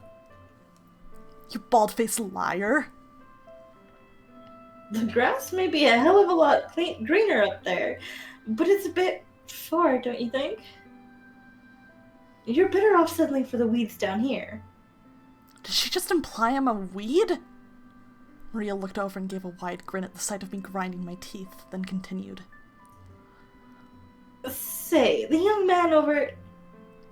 Wait, stop right there! Don't say another word. Whoopsie, me and my big mouth. I almost did your job for you. Damn it, Maria! This was not good. Like hell I was going to let her corner me into saying it here. I stole a glance at Morgana, but her gaze was locked on her knees. I couldn't see what, if any, kind of reaction she was having. Morgana, what she was trying to say is that I have to go. What? I have to go to the bathroom. Sure. Morgana got up from her chair and left the room in silence.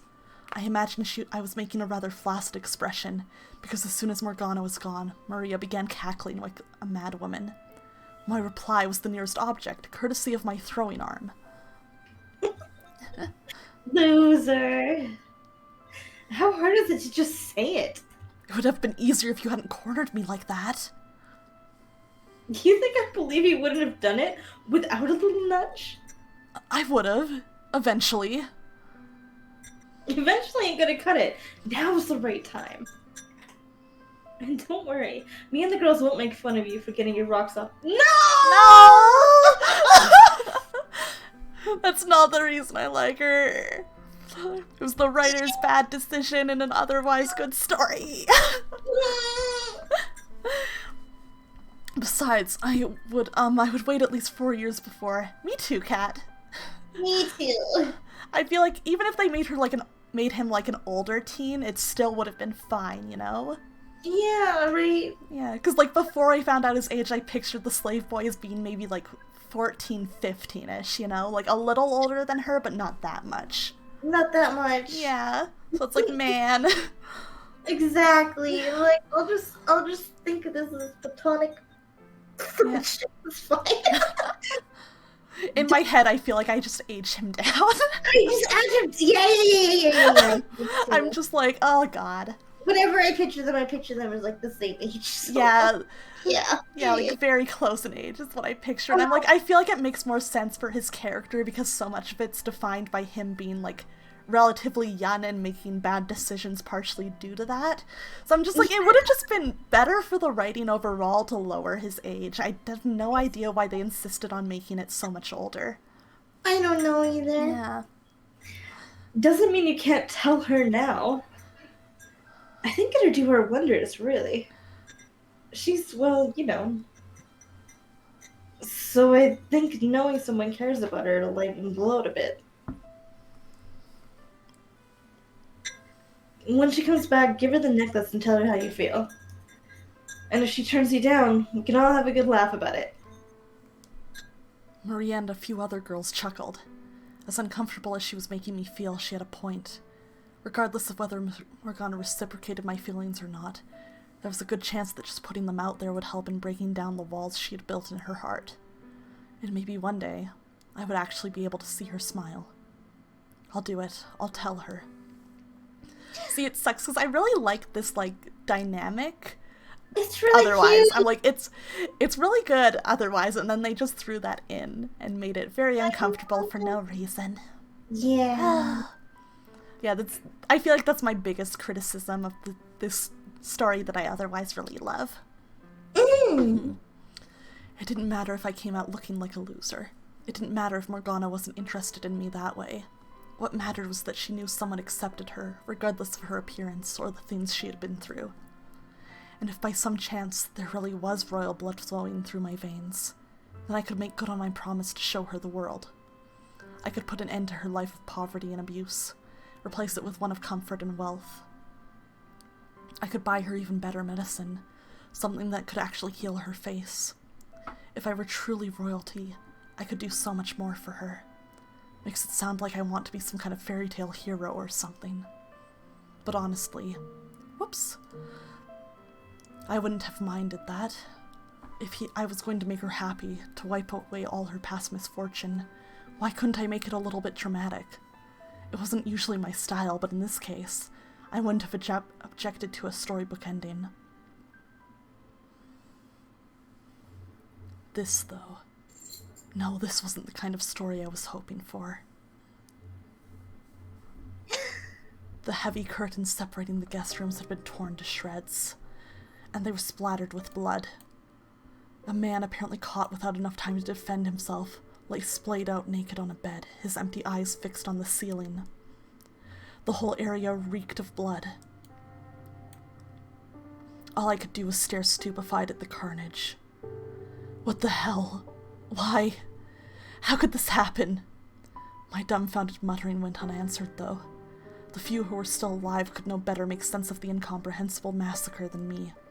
The sudden, arbitrary upheaval of our world. The inexplicable, inescapable reality.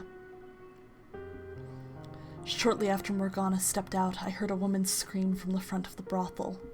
Next, a man shouting. At first, I assumed it was one of the customers losing his temper over something, but the tone of the scream seemed somehow off for something like that. It wasn't long before the noise had escalated to alarming levels, so I dashed toward the source of the shouting. A good dozen men, bandits or maybe thieves, they seemed more organized, had raided the brothel. They slaughtered all the customers, stripping them of any valuables, and they tied up the girls, killing any who resisted. The first thought that rose to my panicked mind was that I needed to find Morgana. I needed to get her out of here no matter what. I couldn't let her birthday turn into a tragedy. She had already been through enough, and I had to make sure she didn't suffer any further. I had to make her life into something good. I searched and I searched, but there was no sign of Morgana anywhere, until suddenly something seemed to crash into me from behind, causing me to stagger. It took a few seconds for the pain to set in, which is when I looked down to see a tip of a blade sticking out of my gut. Blood streamed along the metal surface, and there were little bits of flesh caught on the edges. I turned around just in time to see the man holding it kick me away, and before I had time to process what was happening, I hit the floor and lost consciousness. If I were a hero, I could have surely eradicated all the violent intruders in the blink of an eye, saving everyone. Protected that which I wanted to protect. Not had to lose anything. But I was just a mere boy. A weak boy, helpless against a few robbers.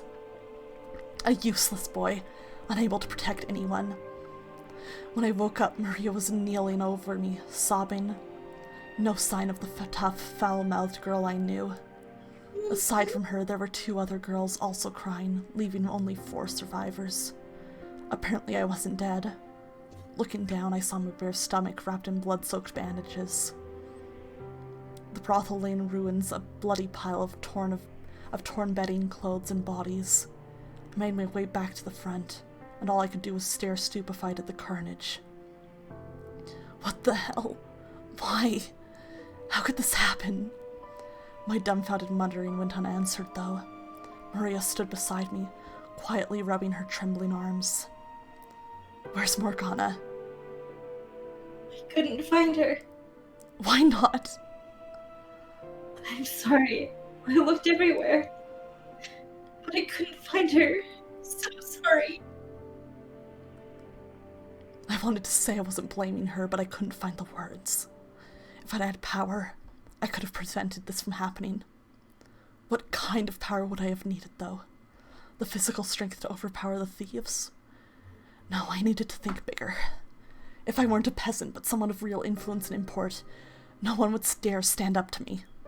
No petty thieves would ever even consider a raid on me. And I would have had the power to punish anyone who tried. But regardless, this would have never happened at all. I was supposed to give Morgana a good life. To show her the world.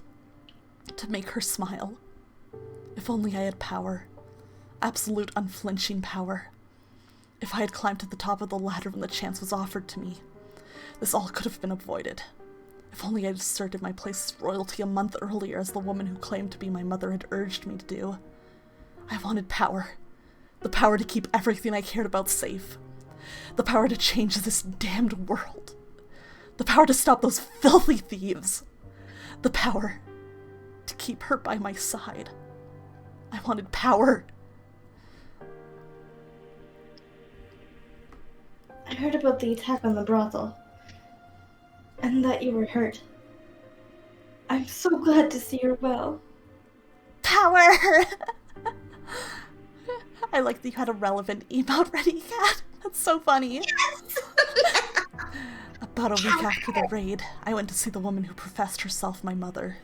As you would expect of someone who'd served at the Old Lord's manor, she was very elegant and graceful. The shack where she stayed, though, was a shabby, drab place with the bare wattle and daub walls. You were concerned about my safety? Of course. Show me a mother who is not always concerned about her child's safety. Says the woman I'd never seen until a month ago.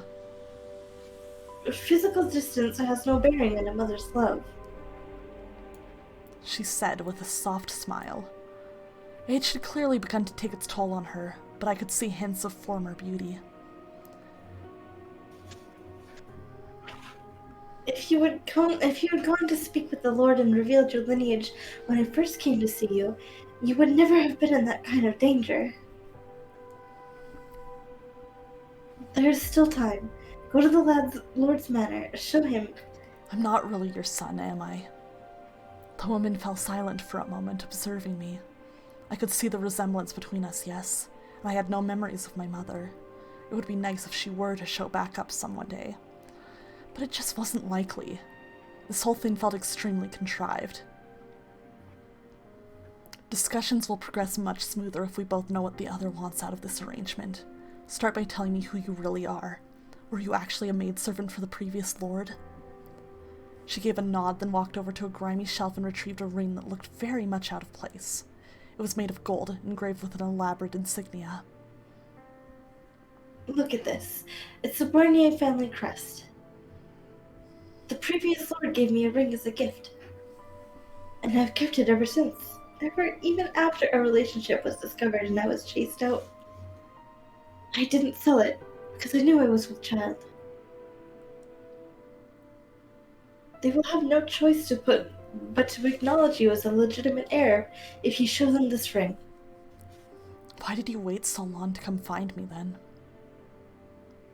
I was afraid they might kill you if I brought you in as a baby. Why were we separated? Misfortune. One day, bandits came and kidnapped you. Presumably, they were hired by the Barnier estate because they didn't want your existence coming to light. I consider it a miracle you're still alive. I could only imagine the stern look on my face as I listened to the woman speak. Part of me did indeed want to take everything she said as true. Wanted to believe I was someone important. But I couldn't convince myself I had anything other than a commoner's blood running through my veins. It would appear you've done your research. I don't have any other family to the best of my knowledge, which does indeed make me a good candidate for you to step in and claim your stake on. If I were to guess, your child with the Lord has either passed away or never existed at all. It's probably true that you worked at the Barnier's manor, and it's probably true that you had relations with the former Lord. You were chased out and now you live in poverty. You want to go back to your former, more comfortable life, and while you're at it, take vengeance on the current Lord. But, being a woman, you have no means to accomplish that yourself. So you came up with the idea of using a fake son. If your child were still alive, he would be right about my age, wouldn't he? And we look similar enough for you to convincingly claim we're related. But the biggest reason you chose me is because I've made something of a name for myself. Because I was one of the people involved in inciting the revolt 3 years ago.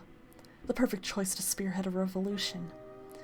How dramatic. The man who set the Lord's slaves free was secretly his family. The people would eat it right up. So, how far off am I? For some time, the woman sat in silence. Eventually, she broke it, not by yelling in anger or desperately trying to refute me, but with a smile. I knew very well what lurked behind that smile, too. Scorn. You're sharp for a filthy peasant. It would seem I chose wisely. Damn. Man, what the fuck? I was right. She was a manipulative, conniving shyster. But that I could work with. That fits so much better. I wasn't royalty, I wasn't a hero. I was a filthy peasant. I'm in. Damn. Damn. The first thing I did after agreeing to work with the woman was not to approach the Lord, but to reveal my false lineage to my accomplices. They all thought I was joking until I showed them the ring. Then their dreams of revolution started seeming far more realistic. Maria was the one exception. Not only did she not believe me, she tried to stop me from going through with the scheme. Haven't you had enough danger for one life? Come on, forget about all this revolution stuff. We can build up a new brothel and just stay low for the rest of our days. To that really sound so bad? You're the only friend I've got left, Jacopo. She said, somewhat desperately. I sympathized with her concerns, but I didn't want to let this chance to gain some real power slip away. I was done having things taken away from me. Oh, Jacopo. Hear me, my fellow citizens who live in suffering at the hands of your supposed lord. Within me flows the blood of the previous lord. I am the rightful heir. Behold the Barnier's golden ring. Proof that I am of noble birth. Victims of this terrible tyrant. The time has come to start anew, and I shall be the one to lead you down that path. The poor, the hungry, the deprived. All of you stand with me. My call to arms stoked the flames in the people's hearts. When the assault on the Lord's manor began, they were an inferno of righteous justice. No one was thinking straight. I was about the only one with something resembling a clear head amidst the chaos. If I were really a hero, then I would have rejoiced in that glorious day, that momentous turning point in the city's history. I would have been honored to have led the charge. But this was all about one woman's avarice and desire for vengeance. This was all about one man's lamentation of his own weakness. I wasn't motivated by any desire to help these people. The Lord, backed into a corner, begged for his life. I decapitated him, then held his severed head up for the people. Their cheers and shouts filled the air. As I watched them rejoice, I wondered, was this the future that awaited me? Would the people come after me next? Was my head going to be in one of their hands one day? The king and other counts acknowledged my royalty, though it was less because I had the Barnier's ring and more because they thought that was the best way to prevent things from getting any messier. So with their approval, I formally became the lord of the land. I also assumed the former lord's name because despite his reputation with his people, it was a name people knew, and one that held far more clout than my own. And just like that, my longtime dream of power had come true. Dun dun dun!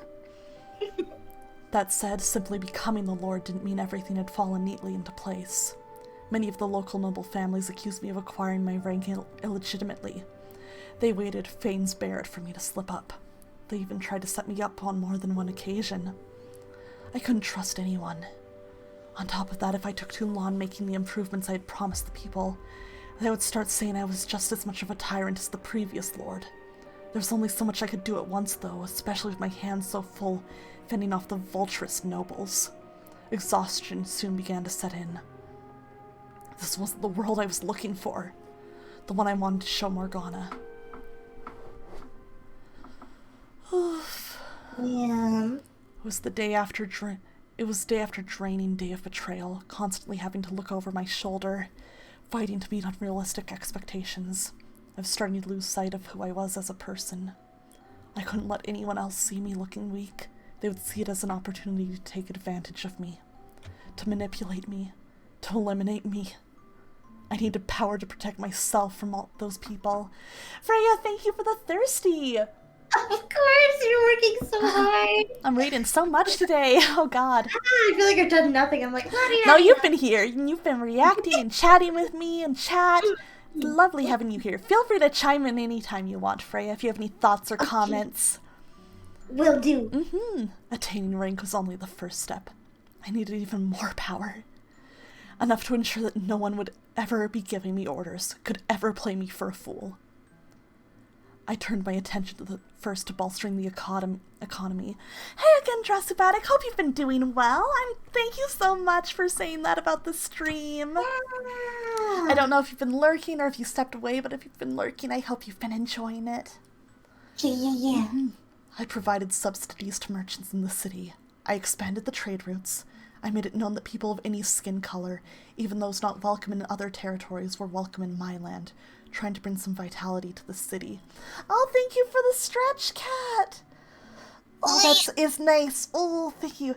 You slept? I hope you had a nice sleep. I hope you feel very refreshed now. Yeah. The previous lord had evidently loved to throw parties, squandering away nearly all the tax money on his own entertainment. I guess to catch you up, Drasubatic, we're learning the backstory of the current lord of the land who locked the girl Morgana in the tower. He used to be a slave, well, not really a slave, a pretend one, but a peasant who was in love with Morgana, who thought that, she had died in a raid on the brothel that he had brought her to. And he agreed to a scheme where he pretended to be the illegitimate blood of nobility to take place, to, basically kill and take the Lord's place for himself. If he had left me more to work with, I would have used it to clean up and repair the slums.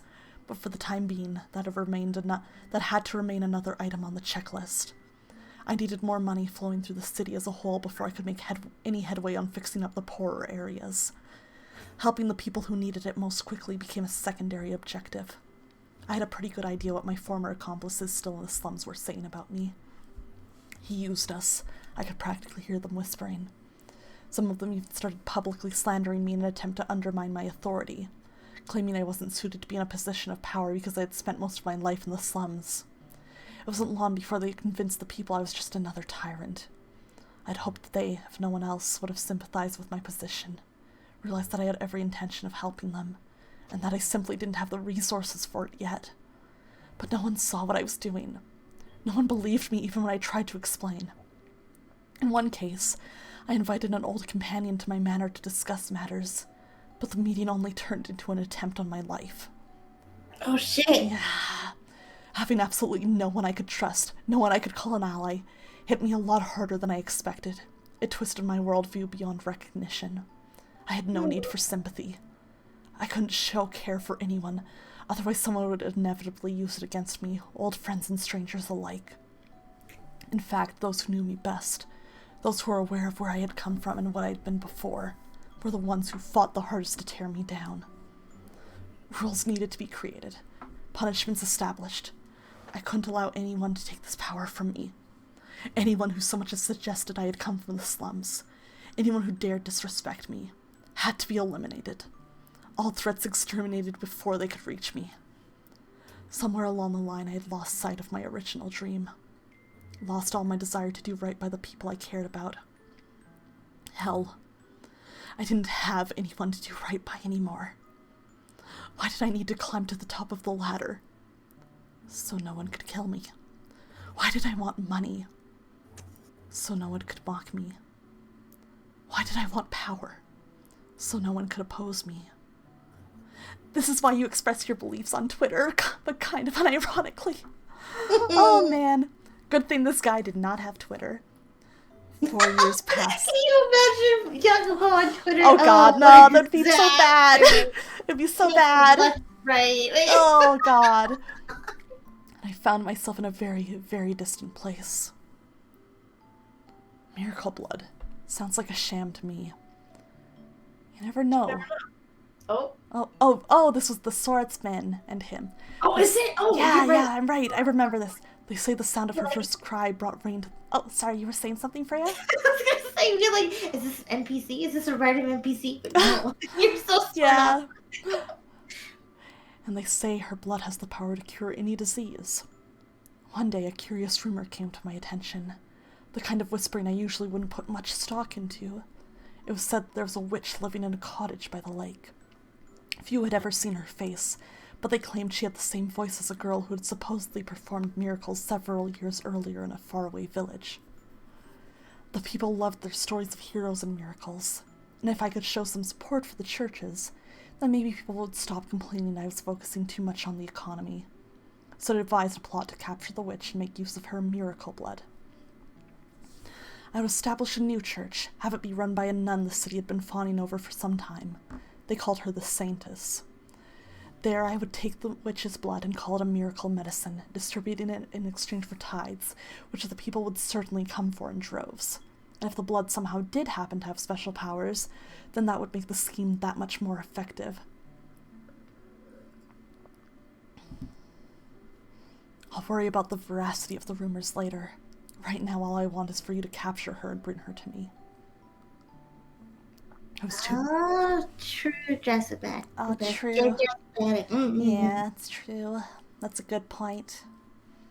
I was too busy to handle capturing the witch myself, so I went and found someone to handle it for me. He was a former slave who had, several years back, massacred an entire carriage of slaves and the slave traders transporting them. Obviously not an upstanding citizen, but there was little doubt he would have any trouble apprehending a single witch. The biggest reason I chose him, though, was because he was enamored with the nun. I honestly thought it was rather hilarious. A murderer falling in love with a nun. I had been expecting the man to object, but he agreed almost without hesitation. There was a mansion on the outskirts of the city, which the previous lord had built for himself and had gone unused since his death. It was there I decided to keep the witch, and it was there I decided to establish the church.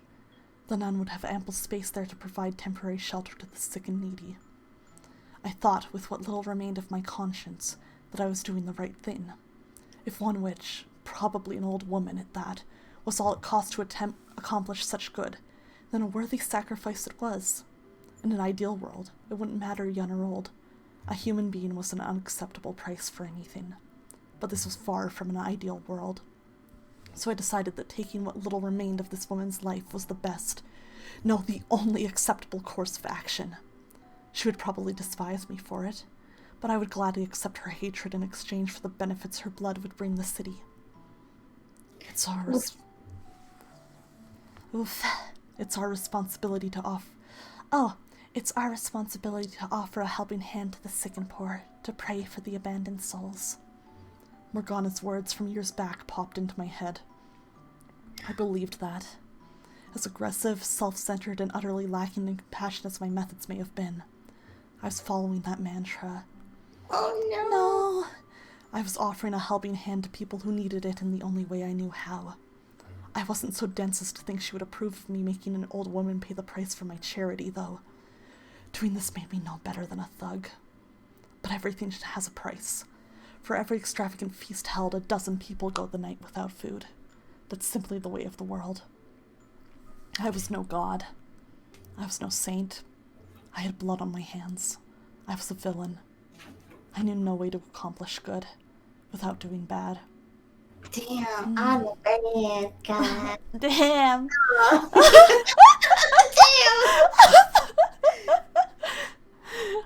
After the swordsman departed, I took some time to myself. I filled a goblet with water, smelled it, then I gave a bit of it to my pet dog before gulping down the rest of it. Are you still out there somewhere, Morgana? What would you think of me if you saw what I had become? Several days later than originally planned, the swordsman finally arrived at the mansion. I had chosen the observation tower on the grounds for the witch's prison, and it was there that I waited for him. He showed up with a burlap sack swung over his shoulder, setting it down on the ground and saying, "There's your witch." I could only hear muffled grunting from inside the sack, but it didn't sound like an old woman inside. The man's clothes and the bake both reeked of blood. Tell me you didn't harm her, dog. I smell blood. You only instructed me not to kill her. Mistakes were made, limbs were lost. God. Mistakes were made, bruh. Mistakes were made, limbs were lost. Bruh. Bruh. I cleaned up all the blood I got on me. No one suspected anything.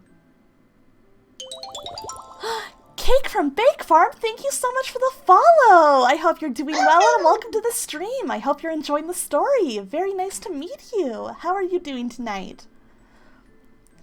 That you were able to immediately recognize it as the smell of blood says quite a bit, my lord. You have killed before, haven't you? Oh. Enough yapping. She is alive, yes. Of course. I felt a tinge of guilt for the woman, but it didn't last long. Her role in my scheme and the fate that awaited her was the same regardless of the condition she arrived in. I tossed my gaze from the man to the bag. Sorry, bro, I just tripped and blew their legs off with a pocket claymore. God. The swordsman would say that. He literally just walked in and then saw her and then immediately just went for her arm. Yeah. Oh, God. He was like, I guess I should, like, incapacitate her somehow. And he doesn't think of, like, knocking her out or anything. He's like, if I cut off her arm, that'll do it. Yeah, that's great. God. He crouched down to untie it, revealing a young girl with one arm severed. As soon as I saw her, I knew exactly who the girl was. But why? What was she doing in the bag? Why was she the lakeside witch? What was she doing here? Why was she so pale and shaking? Why had I ordered her captured? How could I have done that? How could I have let this happen to her? Morgana. My voice was hoarse and rattling.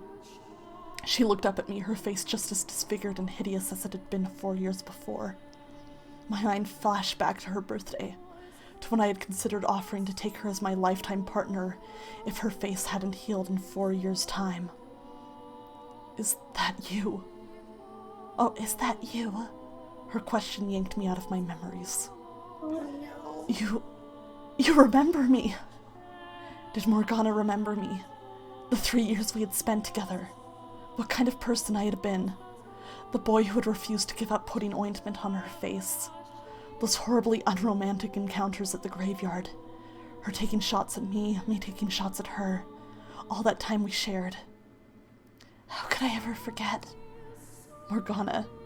She remembered me. How could I ever forget all the pain and humiliation you put me through? How could I ever forget the blood sabbats you so loved to hold? What? What was she talking about? Haven't had enough, have you? Leaving scars on every inch of my body wasn't enough for you. You haven't had your fill of my blood. No, that wasn't me. I was the one who had tried to heal those wounds. You're the man who bound me, cut me up, called me a witch, and then tried to kill me.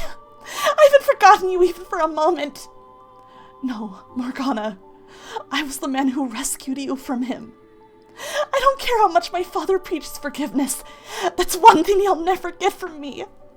I despise you with all my soul. I revile you with every fiber of my being. For every scar you gave me, I give you a lifetime of hatred. No, Morgana. I was not aware that you knew the Witch Lord. His voice made my blood run cold. I didn't just know her. Morgana was...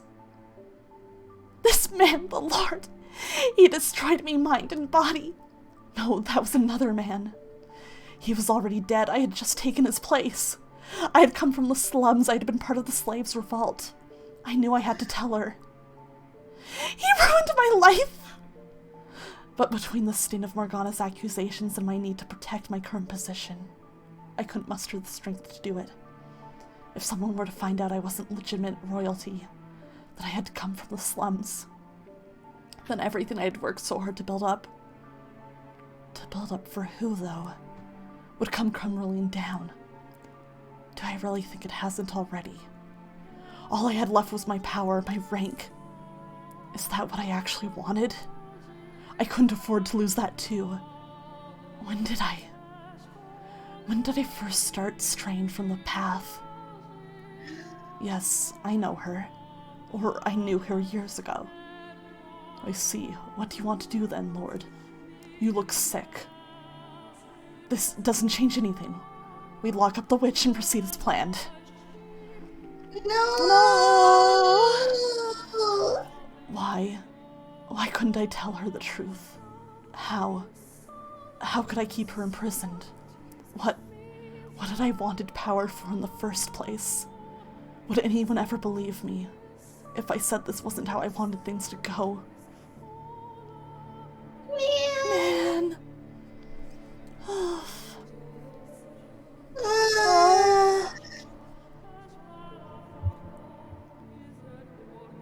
It's so fucking sad. Yeah, oh man. You should have said something. He just made the wrong choices all the time. He did. Would anyone ever believe me?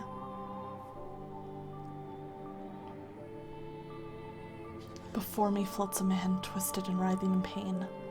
Although whether what I'm looking at could be said to resemble a human is a difficult question.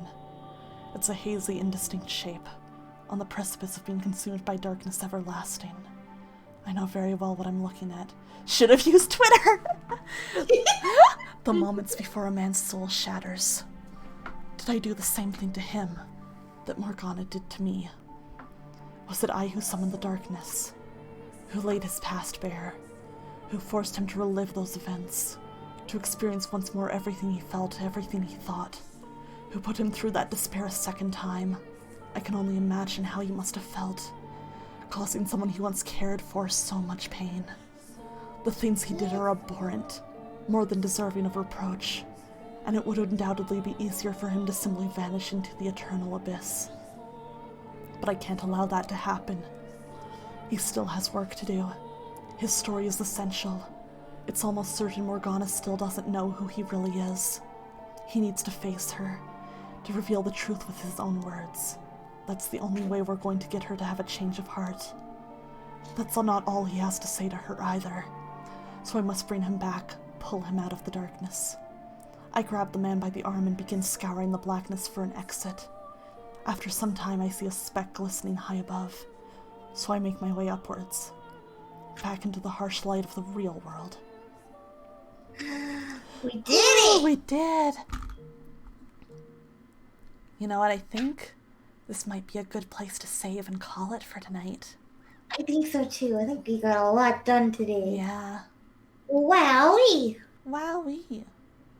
As soon as it loads. Yes, this story involves a lot of time travel. What happens if you press A? Oh, there we go. There's like some stuff slowly loading in. You see that texture around the border? Yeah. Yeah, it's going. We just need to wait until... I think that's us coming back into reality. Makes sense, sense. Oh, There we go. Alright. Let's save it. Woo! Yes. You hope they can be happy, but in a believable way? We will have to find out next week. Yeah! Oh my We're goodness. pretty good, aren't we? We are. Last week might be our last session of this game. Oh shit! Yeah, so we will be back with more House and Fata Morgana on Saturday night, I believe. So, yeah. Thank you guys so much for coming and sticking with us through that. Karama, thank you for the lurk. Oh, thank you for saying hi to Pig for us. I hope Pig's doing well. Give Pig a nice pat. Green buff! Green buff. Yes. Yeah, I'm sorry, Karama. We're ending, but thank you for coming in for the ending. Yeah, we are going to be looking for someone to raid. If anybody has any raid message ideas. Freyja, do you have anything you'd like to promo? I know you're streaming a lot lately. I am. I don't know what my schedule is yet for next week, though. Fair enough. Oh, geez, I still haven't done mine, actually. Tomorrow. Yeah, right. I'm like, oh gosh, what am I doing? I'm doing something tomorrow. I don't know what. But I'll do something tomorrow. Heck yeah.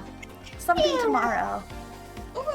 Yeah, I'll be doing... My next stream should be on Tuesday night. I'll be playing more Xenoblade Chronicles 2. So, Let's go. Yes, thank you once again for joining me, Freyja. If you guys are not already following Freyja Rabbit. Oh yes, we've done more than 5 sessions of this. We've been doing this since like... I think we're on nearly like 20 sessions. I think so. Yeah, we're a ways in. But yeah, if you're not following Freyja, please do. She's wonderful. She's doing a lot of streaming right now. And she's doing a full playthrough of Resident Evil 8, which you should definitely watch. We try. Follow the bun. Right. Does anybody have any ideas for a raid message? If not, I can definitely come up with one. I have a few ideas. Okay, if you got a few ideas, go for it. I do not fucking know. I mean, we could do a Limbs Were Lost raid. Limbs Were Lost raid! Yeah. Good. Yeah. Okay. If you like that, we could go with that. Yeah. God, which subscriber emote should I pair this with? Let me see. I almost kind of like doing it with Creatura. Creature's always good. He's just funny, you know? Yeah. Yeah, let's do... Okay, I will paste... There's the subscriber raid message. And for non-subs, we're gonna do, like this. Alright. Thank you. I do have somebody I'd like to raid that I haven't raided before. Sam and Lordette is another, like, mermaid fish VTuber with a super cute design, and she's playing some Pokemon right now. So I think I'd like to rate her because I haven't had the chance to, and her design is so cute. So I think it would be great too. So yeah, let's give her a nice Limbs Were Lost raid. So thank you guys once again so much for coming. I really appreciate having you all here. Have a great night. Check out Freyja if you haven't already. I will see you on Twitter and Discord and back here at Twitch on Tuesday night. You guys have a wonderful night. Yeah! Good night, everybody! Good night, everyone. Thank you so much. I will look forward to chatting with you soon. Have a great night. Thank you. Thank you. Bye-bye. Bye-bye.